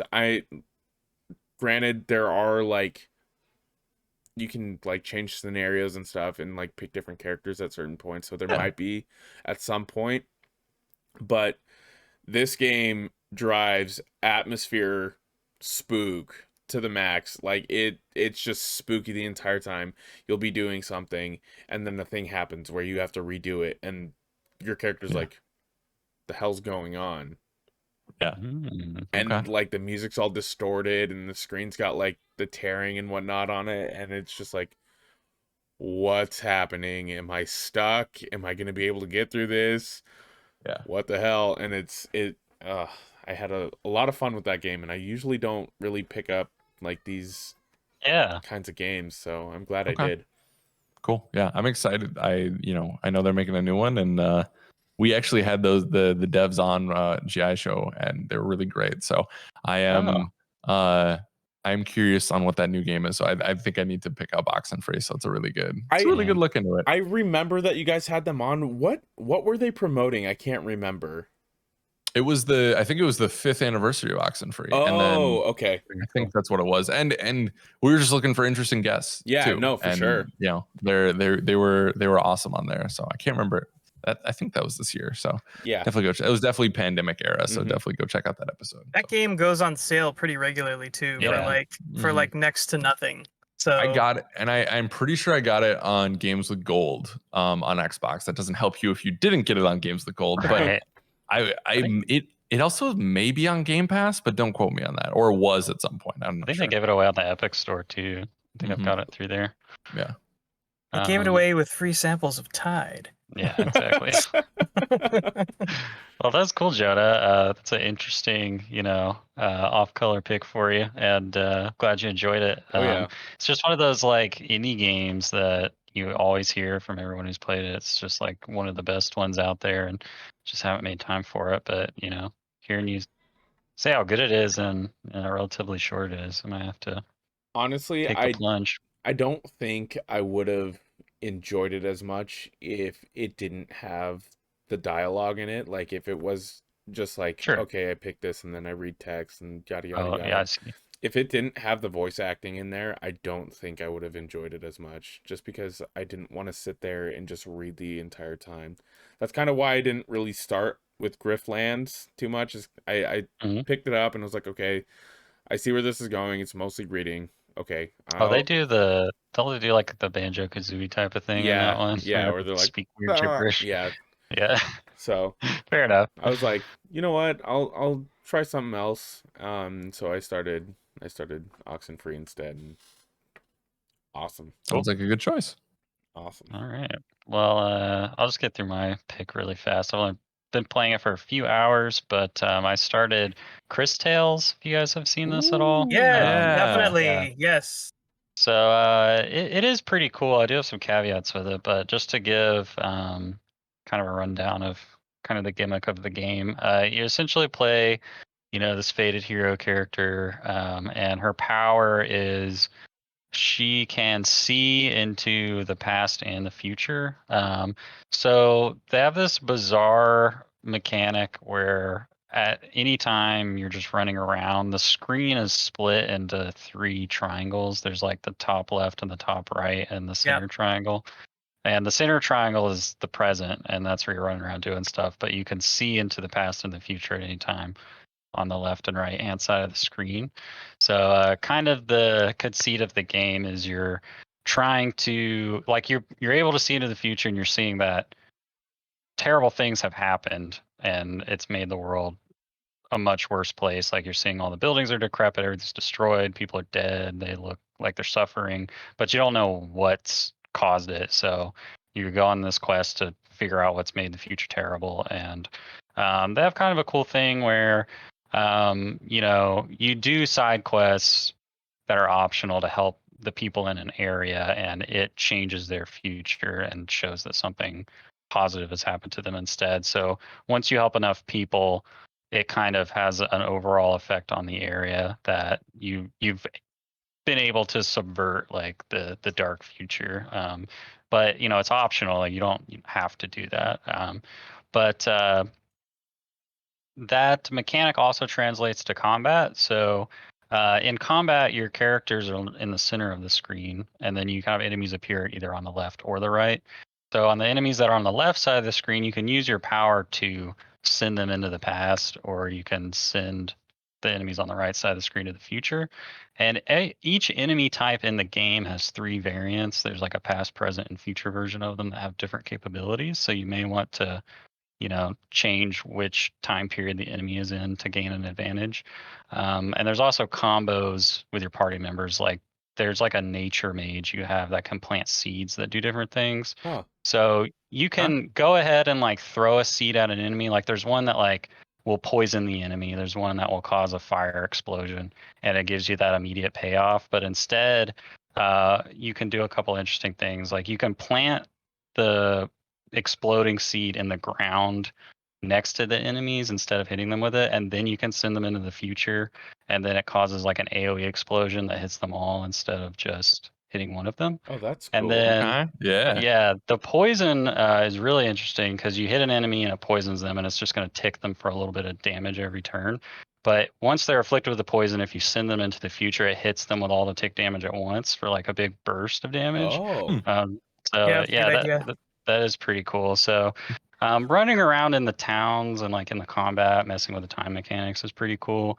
But it is a little bit disappointing because there's areas of the game that are essentially kind of like dungeons. Like you got to get through them, fighting enemies, random battles. There's a boss at the end. But when you're in those areas of the game, you don't interact with the time mechanic at all. It's like really? they Oh, just really? Oh, yeah. interesting. So there's no puzzles that involve manipulating time when you're in a dungeon. It's just a basic dungeon, huh? Yeah, they're just like hallways. You're running through hallways, getting into random battles, and then you fight the boss at the end. Does so it explain why you can't use your time travel power, or is it just like? Nope. It's just like maybe they didn't have time to implement it, or it's not there. And they are all like random battles, right? You don't see the enemies on the screen. It's just kind of like old Final Fantasy style, popping in. You've been sucked into a battle. So that's another weird small complaint I have is just the frequency of random encounters is extremely like wildly variable. Like I'll be like running back and forth in a dungeon to grind, and I'll be able to like run through the entire dungeon and not get a random battle. And it made me like feel like the game was glitching or something. I don't know. And then like the next time I go to the dungeon, it's like I'm getting into a random battle like every 5 steps or whatever. So it's just like it's not giving me the battles when I want to grind and when I don't want to grind, and I'm just trying to get through the dungeon and open. Like I see a treasure chest, so I just want to get to the treasure chest. It's like I have to do like 5 random battles before I can get to the treasure chest. So that's really weird. Yeah. You did bring up something I wanted to hit on quick. You said you talked about when you need to go and grind for XP, right? Is there a lot of that? Because that is something that I'm trying to grow in my JRPG fandom, right? And there's some great stuff out there. Like, I loved Octopath. I need to give Yakuza Like a Dragon another shot. Please do. Yeah, I've heard everyone's like, dude, like, what are you doing? Play Like a Dragon. I like the first 2 hours, but I got distracted. But sorry. Anyways, how much grinding is there in this? Because that's something that threw me off with Bravely Default 2 this year was, I was like, I like this game. I genuinely like it, but man, it is really like making me go through the ringer right now and really like carve out these job levels and stuff like that. So is that the same vibe? The first game. Was it? Yeah. I never played the first one. This game, especially compared to those two, Octopath and Bravely Default, is very light on the grind. It's almost like a inverse because, like, for most of my playtime so far, I haven't ground. What's the word? But, grinded, I think is good. Yeah. So pretty much so far, I've just been running through the dungeon. I see a treasure chest, I go get it. I finish the dungeon, beat the boss, and I haven't like run into any difficulty spikes or boss walls or anything like that. And then the only time that I've grinded so far is because I got to a point in the game where the game kind of like slowly presents new systems to you. So it's like not till you get to the second town where they're like, hey, there's a blacksmith that can upgrade your weapons. So that's when I went to go grind because I wanted to get the money to upgrade my weapons, but I didn't need to. And then the game was like fighting me because it wouldn't give me the random encounters I wanted to grind the money. So yeah, it seems like at least in the like 5 hours I've put in so far, you don't even need to grind. The combat's like really interesting with like the time combos and mechanics and stuff, but it's not like super challenging or difficult. So it goes down pretty easy. Are the characters interesting? I think it's fully voiced, right? Yeah. So overall, I've been impressed with the voice acting. The only one that's weird is this frog character. He's like your Jiminy Cricket sort of the game. Oh And yeah, I think I saw that. he just has a weird like adult man voice, and he's this little cute frog. It's super weird. He's kind of a fun character because he's the only character that can move between time periods. So you can see into the past and the future, but to interact with the past and the future, you have to send the frog to the past or the future for you. And when you send him to the past, he becomes a tadpole, and when you send him to the future, he becomes a fat toad, like a big fatty frog. I saw in so that's the pretty review fun. they were saying like when you send him into the past and he becomes a tadpole, he like moves way slower. Yeah. Okay. So here's the thing. The movement speed's already abysmal for the main character when you're running around. There's not like a hold B to sprint. You don't get running shoes from your mom or anything like that. And the frog hops along behind you wherever you go, but he moves slower than you, like half as fast. So if you just keep running, he just gets farther and farther and farther away from you. But the problem is they don't allow you to shift to the past or the future unless the frog is right next to you. So it happens all the time where I'm trying to look into the past and the future, and the frog's not just there. But it gets worse because it doesn't just not let you do it. The game pauses and a message window pops up. They have to wait to like expand and load, and then text loads in that's like, you must wait till the frog is within your vicinity, and then X out, and then you got to stand there and wait for the frog to hop over to you, and it's just maddening. No. Like, I don't know why they didn't just make you just instantly, the frog just teleports to where you are whenever you press it. Like it didn't need to have him running around behind you like a Pikachu or whatever. So that's pretty annoying. But overall. Oh, go ahead. Sorry. I was just gonna say, do you think you'll finish it? Do you think you'll keep going? Yeah, I'm actually obligated because I got tapped by the Spelunkers to do their game club with it for them. Are you so, really? There you go. Oh, Yeah. that's awesome. Yeah. But I don't look think it's forward to that that long. then. I think it's like a 12 to 15 hour type of thing. So I have heard that it was 30 longer. to Yeah. 40. Yeah, so be prepared for that. I've heard. Okay, I can't. based on my experience with it so far, I think if I wasn't obligated to play it, I probably would stop playing it. Okay. According to How Long to Beat, which is one of the best websites on the whole damn internet, Cris I love Tales that website. Yeah, main story is 21 hours. Main story plus extra is 25. So nothing crazy, right? That's doable. That's manageable. I can do it. That's doable. That's no Dragon Quest. No. See, like, You can handle that. the problem is it's not a bad game. Like, it's a solid, like, classic 7 out of 10, but it's just like there's so many 9 out of 10s floating around here that I haven't played that it's just like but yeah, there, if somebody was asking me if that they were a new gamer and they wanted to get into RPGs and they wanted some recommendations, like this game would be pretty far down the list. But the time thing is cool. I think it's more of an interesting concept than the execution. Yeah. So especially like because with since the random battles aren't that hard, like you can literally just spam basic attack and not even use the time mechanics and get through it. So I'm just like doing it because it's cool, So, but yeah, that's Cris Tales pretty much. So, yeah. What about you, Wes? Well, you were mentioning games that were 9s out of 10s. I'd like to discuss one of those here quickly. It's called Death's Door. Yes. I'm so this game disappointed it's not on the Switch. This game may be more than a 9 out of 10. Oh, Yeah. Like a 9.1, Easily could make the case for it. 9.2.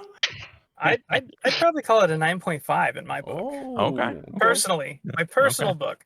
Yeah. No, this game I've rarely enjoyed a game as much as I've enjoyed playing Death's Door this year. Yeah. It is Same. it's not my game of the year, but it's definitely up there.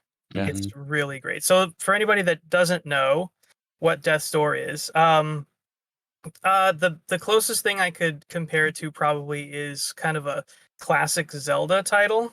Yeah. So it's kind of like a top-down three-quarter isometric view. You play as a crow, an unnamed crow, who is a reaper who works for. He basically reaps souls, working for this kind of like administrative office, and who sends people out to or take these souls or whatever. And at the beginning of the game you get sent out to reap a giant soul, and you have to fight this boss, and you are just about to take the soul, and then you get conked on the back of the head and somebody steals the soul away, and you have to figure out who stole the soul, what happened to it, because until you get that soul back, the whole game revolves around the kind of the concept of doors. So there's all of these doors that kind of like magically appear that take you to different locations, locations in the game. And until you get that soul back, your door is open, and that means that you are no longer immortal. You can die, you can age. There is no actual aging factor in the game. But that's it's just a plot point that they tell you to kind of, this is the consequence to move things along. But the gameplay is stellar. It's not anything that I would call incredibly complex. It's actually pretty simple. You run around, you have a dodge roll, and you have a sword or other melee weapon. And then you have a series of spells, and you can only use one spell at a time. You start out with basically it's just a bow and arrow spell. You kind of like create an energy arrow. By hitting enemies, you basically build the gauge that allows you to utilize your long range attack. And I love that system. It just works so it's elegantly. it's basically the same system. If you played Hyperlight Drifter, it's the same system. Okay. So use your melee attack. You have a ranged attack. You can use your ranged attack a certain number of times, and then you have to basically use your melee attack to build the bar back up, so you can use it more.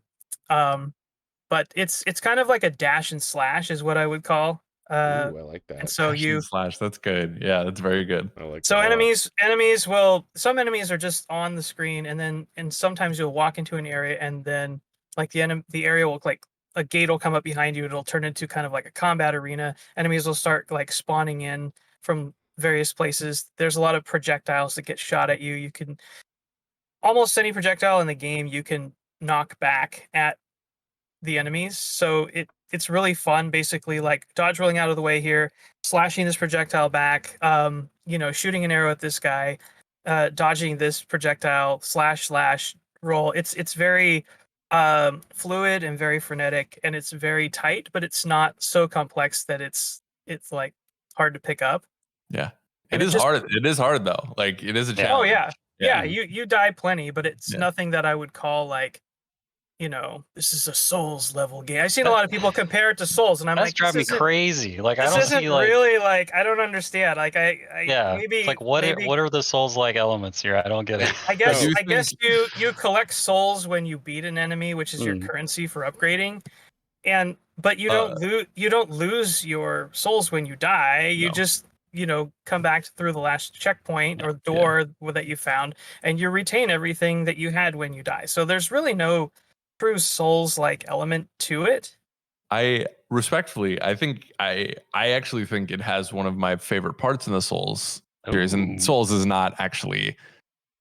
Souls isn't the first games to put shortcuts into games, but it takes that system that I feel like Dark Souls has made very prevalent, right, and used it to a very great degree. The beauty of Death's Door is you die a decent amount, But those checkpoints and shortcuts are so good in it that you don't feel that stress of something like an actual Souls-like, right, where you actually have to travel through 50,000 more enemies to get back to the stupid boss. And why do I want to do that? True. I just want to fight the boss, you know? Damn. Yeah, it is very generous about giving you go like off in one direction, you come around, and then all of a sudden, oh, a ladder dropped. Oh, there's the door I came through. So now I don't have to go through that again. I can just go up through the ladder and go right to the next section. Okay. For sure. So yeah. So for a scale on like the difficulty, because I haven't played this game, would you say it's closer to like a difficulty like Hyper Light Drifter, or would you say it's closer to like? I think it's way easier than way Hyper Light easier. Drifter. Okay. Yeah, in my opinion. It's just like a cut above like 2D Zelda, you know. Okay, like, so that was going to be my comparison, like 2D Zelda versus Hyper Light Drifter. So it's like a nice in between. If there was a hard mode on Link's Awakening, it would be that. Oh, okay. Not type of, you know what I mean? Not hyper. It's not pushing the boundary. I don't think I died to any of the bosses more than like 3 or 4 times. Just learning the patterns and getting through. Yo, and Betty gave me hell. I don't know. Have you beaten it yet? Yeah, I beat it. Yeah. Betty gave me hell. That was probably the hardest of the fights for sure. I love the look of the game. It's very clean. I really like the art style.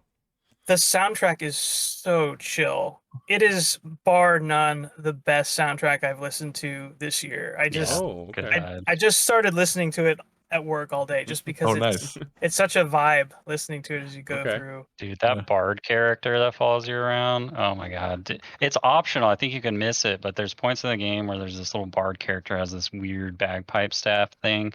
And if you talk to him after certain things happen, he like sings a song for you, and then like a whole cutscene happens. And the lyrics are just hilarious. Yeah. Right. And it's extremely charming. The characters, a lot of the characters remind me of like something out of dude. like a Ghibli. Yeah, the squid's great.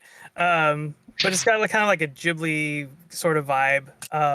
In a lot of cases. Yeah, very whimsical. It's very characters. It's very tongue in cheek. A lot of the characters' names are like puns. Okay. And Pothead. Yeah, there's a character named Pothead, and he literally has a pot for a head. Yeah, so good. That's awesome. Not a pot on his head. His head is a pot. He's literally a pot. Yeah. He has soup in his head. He offers it to you.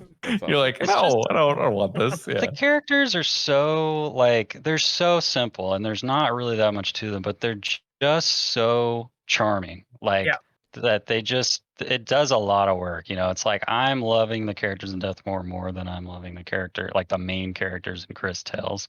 And they have way more to them, way more dialogue and backstory than the characters in Death's Door, but they're so charming in Death's Door. I think there's a character in the commission back where the office area where you go back to, and there's just a couple of crows in there that you talk to, like one of them, I can't remember her name, but she's just this like administrative. She just loves administrative work. And red tape, like and she's just, and every time you talk to her, she's like, so when you lost that giant soul, we had to file 17 articles of like 30 page documents, and this and that, and I just wanted to thank you so much because this is the best time I've had in a millennia, or something like that. She's like, I love typing. It's just the best. Type. Yeah. Like, that's awesome. Were you gonna say, Alex? I was gonna say, Wes, you've done an amazing job of describing why this game is so special. And I think the only comment I want to add to it, because I just beat it last week, on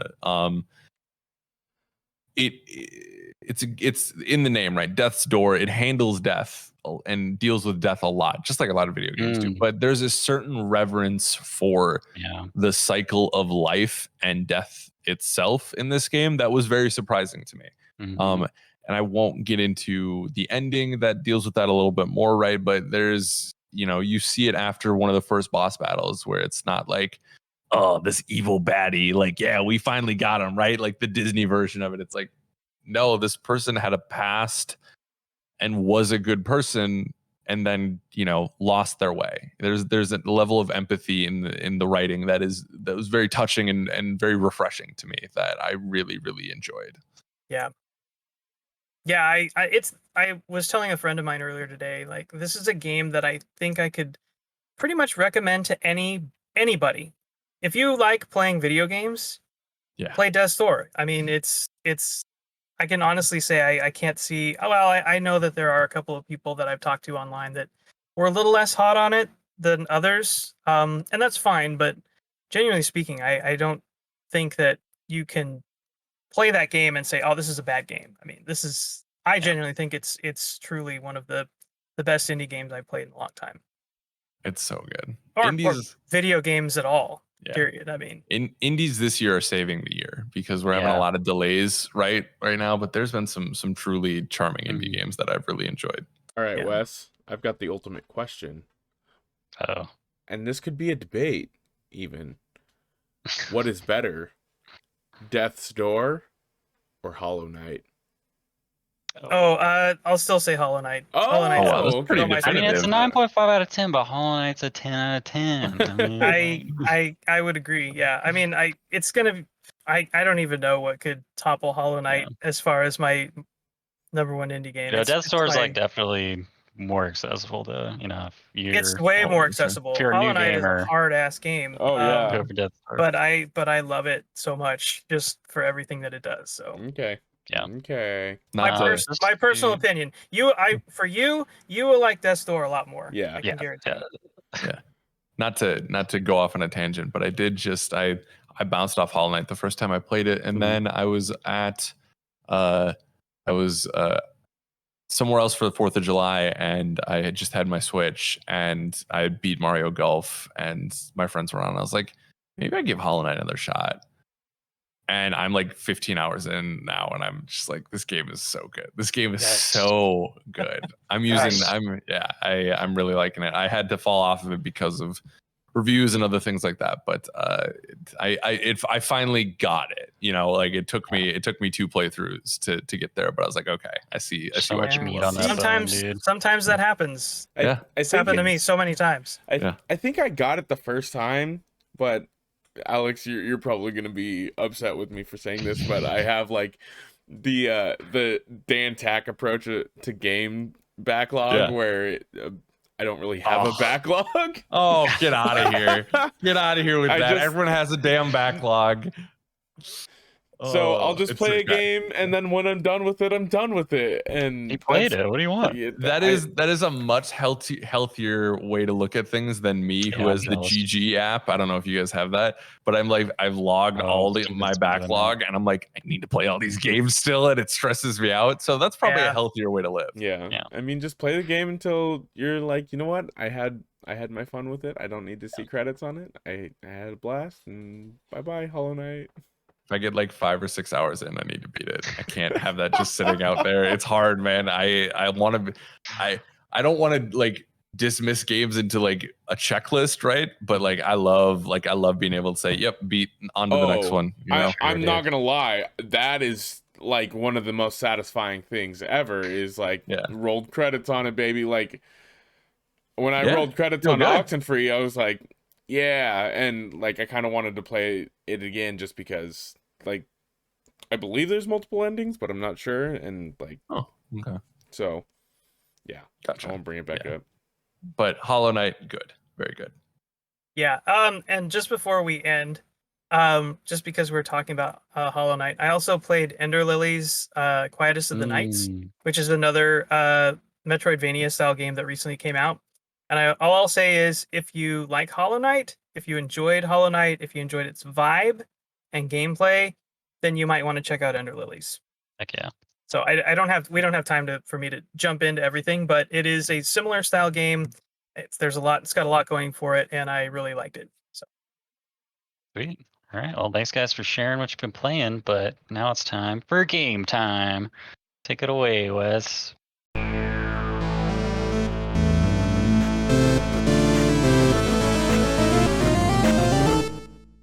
All right, so in honor of Alex being here, I thought we should play something a little different, something we haven't done before.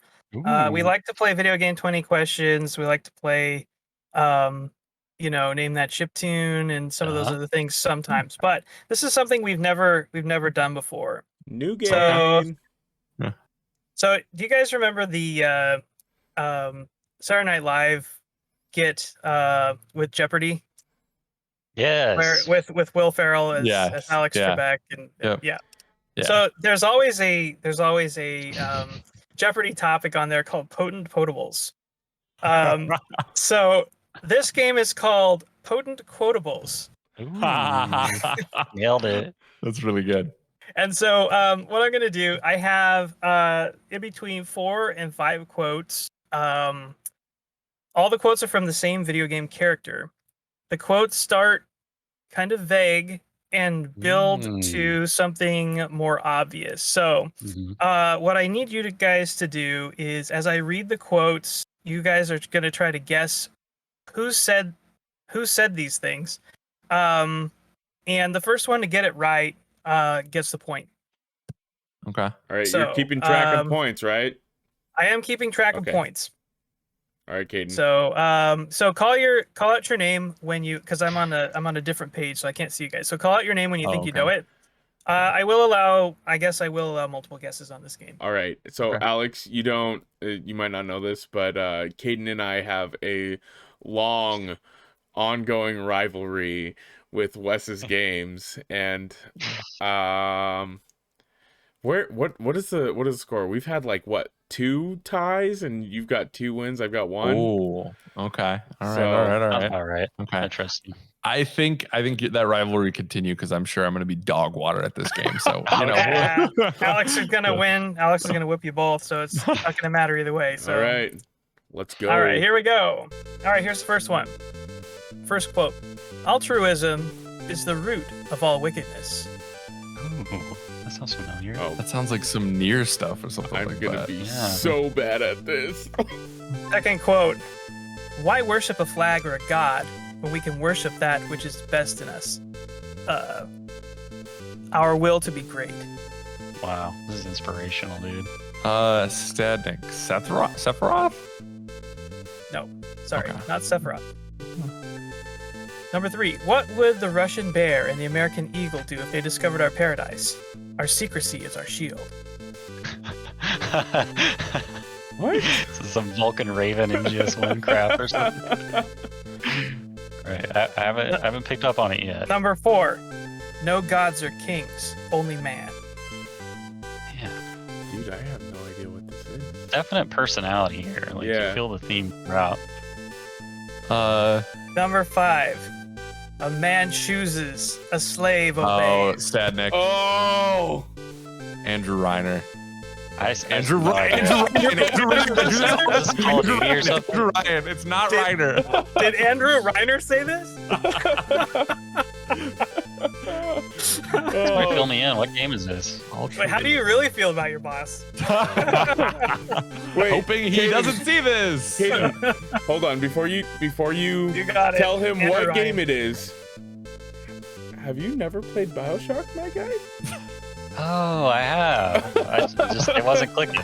Okay. Andrew Ryan. Gotcha. Yeah. Gold guy. Bald, muscular gold altruism guy. is interesting. Okay, I don't remember that quote at all. It's an interesting one. Yeah. I mean, there's a lot of audio logs in the game. So. Yeah. I totally hear it now. Okay, that's good. Yeah. All right, next one.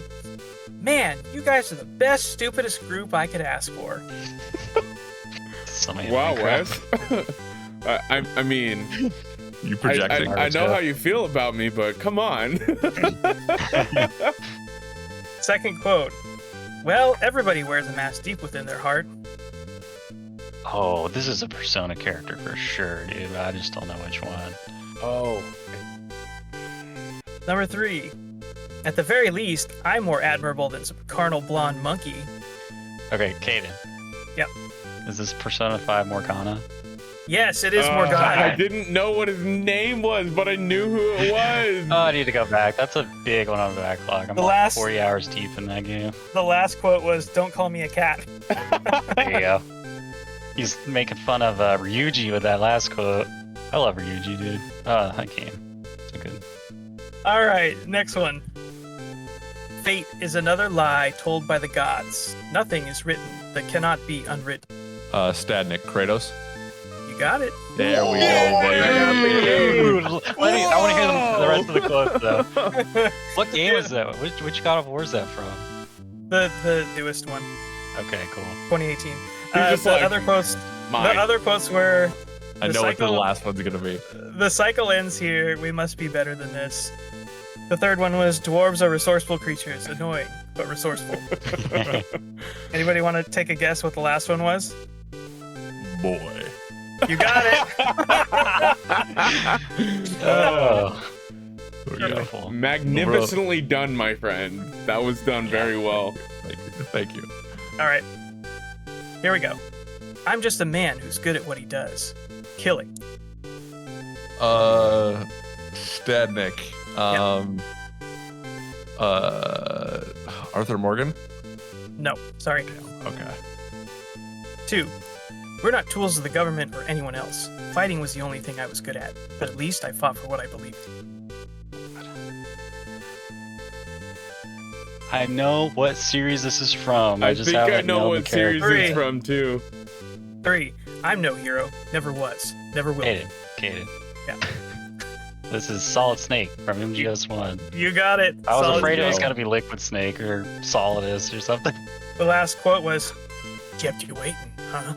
Nice. Nice. Oh man, I'm gonna Nailed be it. so bad at this. My favorite Solid Snake quote is, "What?" Ah, classic. What? Yeah, he shouts that a lot. All right.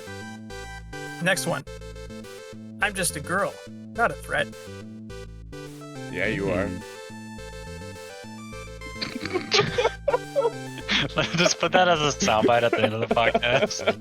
Quote 2. After all we've been through, everything that I've done can't be for nothing. No idea so far. Oh, I think Alex knows. Keep going. Give me Quote- the next one. Quote 3. I can make it quick, or I can make it so much worse. Wow, this This is some is James Bond crap. this is You're gonna say it, and I'm gonna lose my mind. Quote 4. I have to finish it. I have to finish it. It's that iconic. I didn't say it was iconic. Fair enough. I have no I idea. have to finish it. Or can you read back the other ones? I'm just a girl, not a threat. After all we've been through, everything that I've done, it can't be for nothing. Oh, Aloy. No, Horizon? sorry. Oh, Sorry. Hmm. I can make it quick, or I can make it so much worse. And I have to finish it. Oh, is this Kaden. who you picking?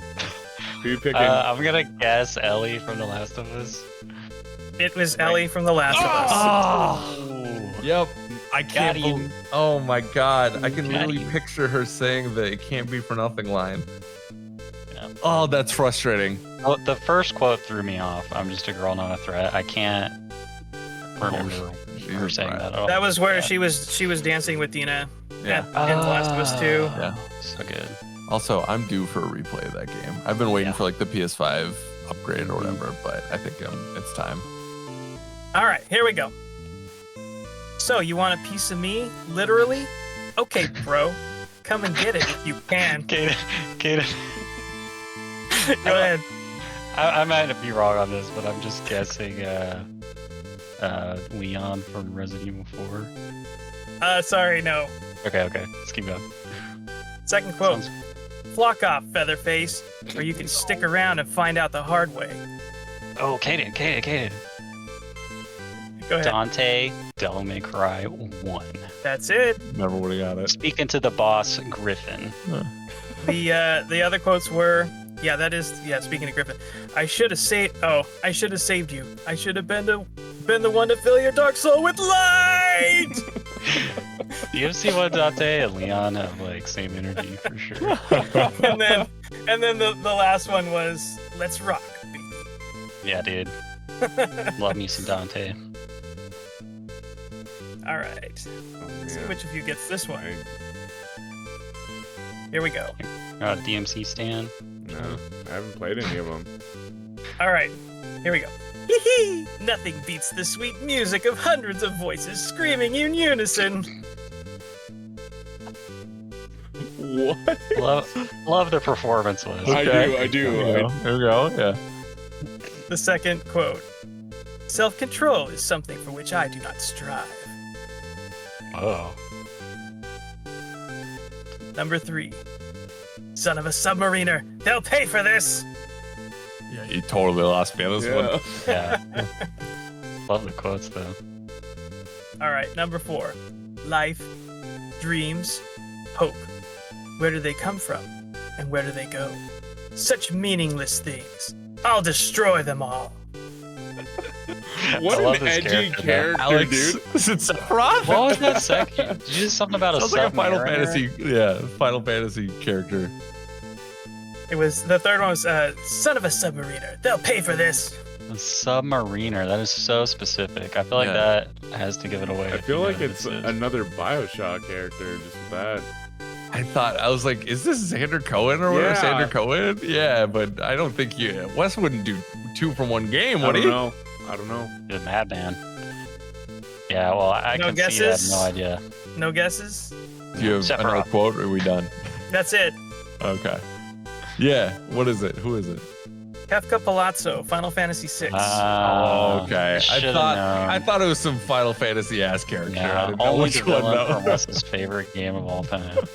I had to throw it in there. Yeah. Yeah, so Jonah always tries to think, what would Wes do? What would he put in here? Yeah. Yep. And you didn't, and you weren't even.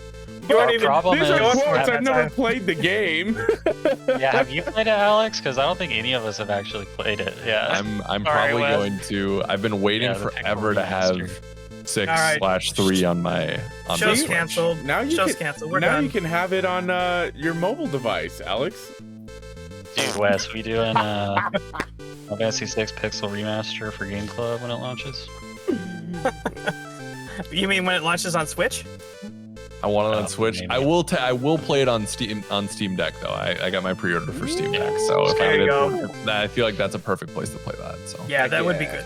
but just All put it right. on Switch because we want it. They said if there's demand for it, I'm demanding Yeah. it. Like give me it Yeah. on Switch. Those are perfect. But I think they got. I don't know. So, anyways. All right. We got some more here. Ooh. You know, all that ever mattered to me was loyalty. It was all I knew. It was all I ever believed in. Second quote. Just do one thing or the other. Don't try to be 2 people at once. Sage advice. Third quote. We're thieves in a world that don't want us no more. Okay. Don't know. Okay. Hayden got it first. This is Red Dead Redemption 2 Arthur Morgan. Arthur Morgan. I was gonna I guess haven't on the even really played it. last hoping one. you'd say Marsden. I was hoping you'd say Marsden in the Yeah. swoop game. Last quote was, "What's going on, Dutch? What's happening? What's happening to you?" There's always a goddamn train. I need to play that. That game is so special. Like I don't know if I'll ever get to replay it again because it's 100 hours, 60 hours or whatever. But Yeah, that it's is long. It's really long. easily some of the best character development ever in a game. All right, next one. You really are fond of chatting with me, aren't you? If I didn't know better, I'd think you had feelings for me. Oh no, dear me. Pretend you didn't hear that. Okay. This pleases me greatly. Well then, take this. We are amidst strange beings in a strange land. The flow of time itself has Okay. been convoluted, with heroes centuries old phasing in and out. The very fabric wavers, and relationships shift and obscure. That was a long one. Kaden. Yeah.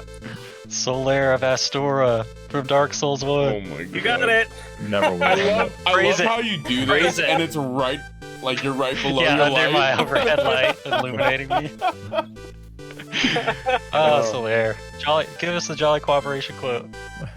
I didn't have one. I had, it's over, my sun. It's setting. It's so dark. So dark.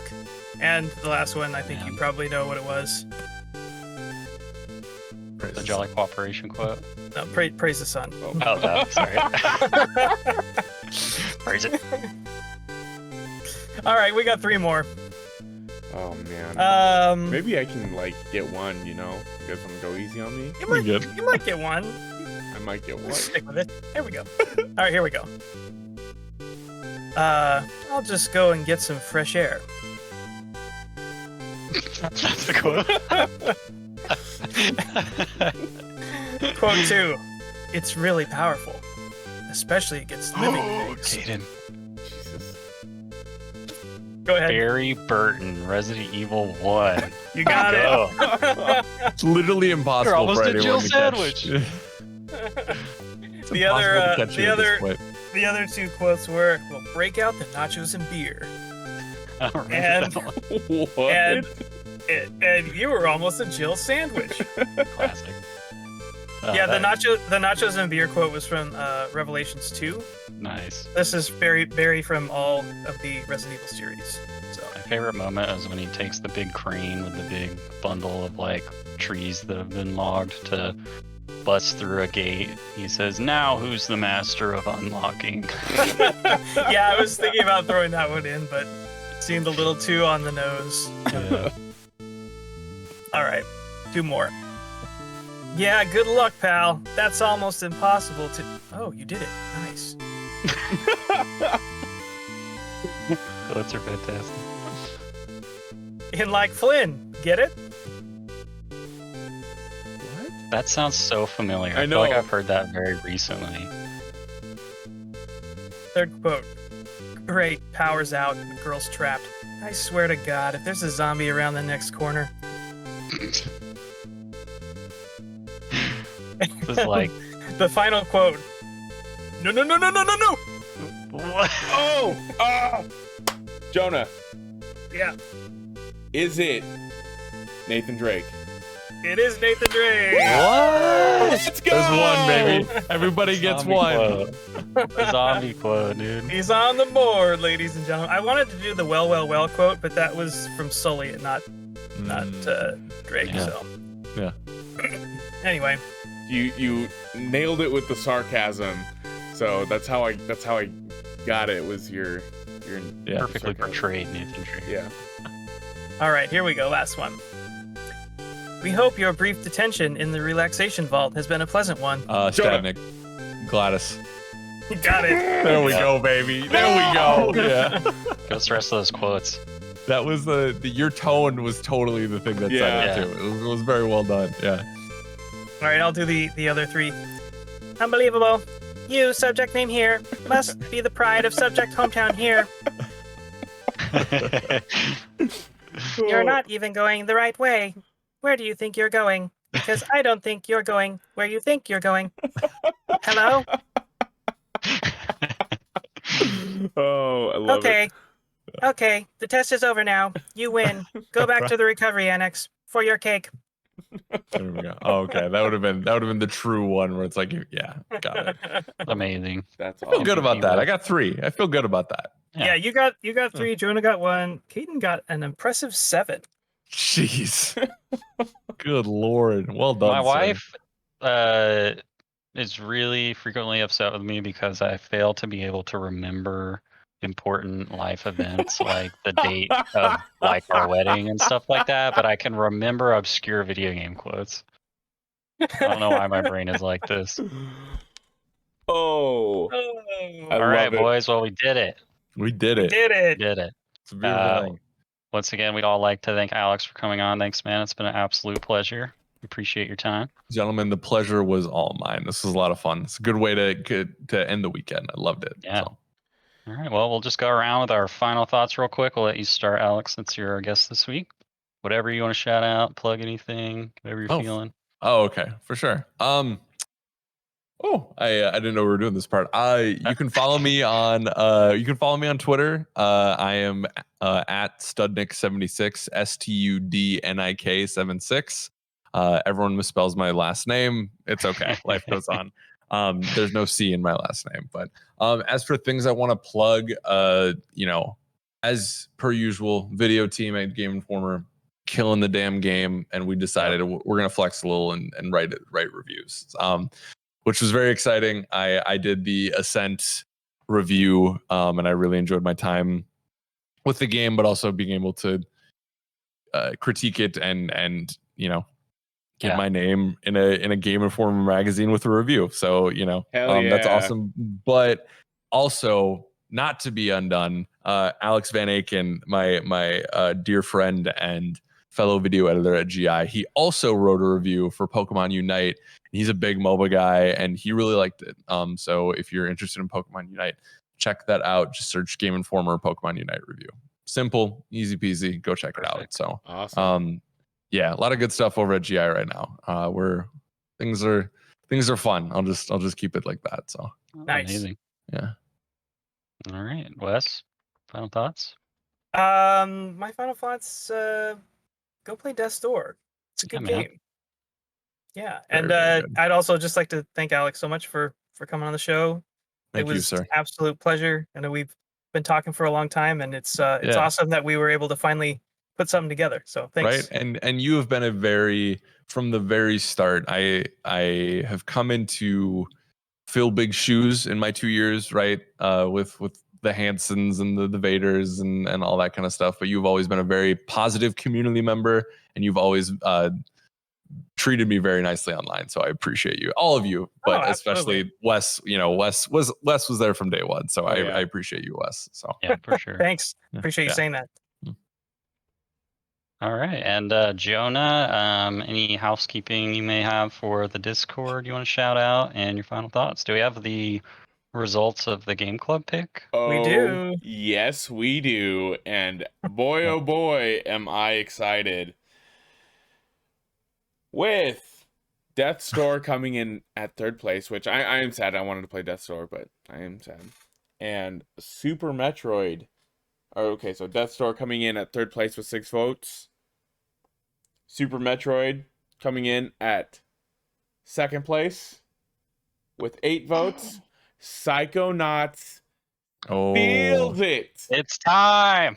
Wow. With 9 votes. You heard it here, ladies. For that one. You heard it. For it. Okay. Here, ladies and gentlemen. Jonah's been waiting. Psychonauts will be our August Game Club game. And I'm super excited. I've always wanted an excuse. I wanted an excuse to play it, and now I have to. So sweet. Thanks, I think guys. I played it literally like a decade ago. Just make sure that your wife, doesn't book any late camping trips, Yeah, sorry, I missed the last game club because my wife decided to book a camping trip. It sounds worth it. I'm just yanking your chain. Hey, man. I got to play Oxenfree, so I mean, it was kind of worth it. I got and you didn't have to play until dawn. So yeah, and I didn't have to play until dawn. Oh god, I had more. Oh, so with August being here, we also are going to be doing another giveaway for some fantastic Crosmac art. Alex, I don't know if you know what Crosmac is. He's we're going to hook you up. He is a community member of ours, which is awesome because he's a fantastic artist. He's got dozens upon dozens of just these cool old-timey movie theme posters. I can pull one I'm up all in. They're of almost any iconic video game franchise you can think of. You just had it right there, baby. Yeah, so we have this cool. Oh, no way. Okay, yeah, I follow him on Twitter. I apologize. Monster Hunter, and then I guess this is what you guys can win. Plan heck, baby. So I love your work, man. That is phenomenal. That's cool. I didn't know he was in the community. Yeah, and he graciously gave us these posters so we could give them out to our awesome community for giveaways. Shout out. Yeah. That's really cool. Shout out. That's amazing. So we will be posting details on the Discord later this month, and we are gonna figure out another giveaway contest or whatever. Wes, am I forgetting anything?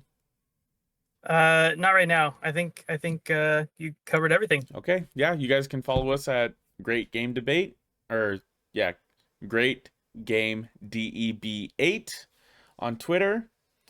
Links to the Discord are there, and come hang out, talk games, have a fun place to debate about games without having to worry about someone jumping down your throat and harassing you about it, because everyone's allowed to have their own opinions.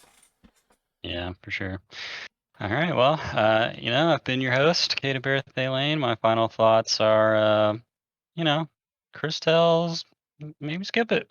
Maybe skip it. And as always, happy gaming. Bye. Bye.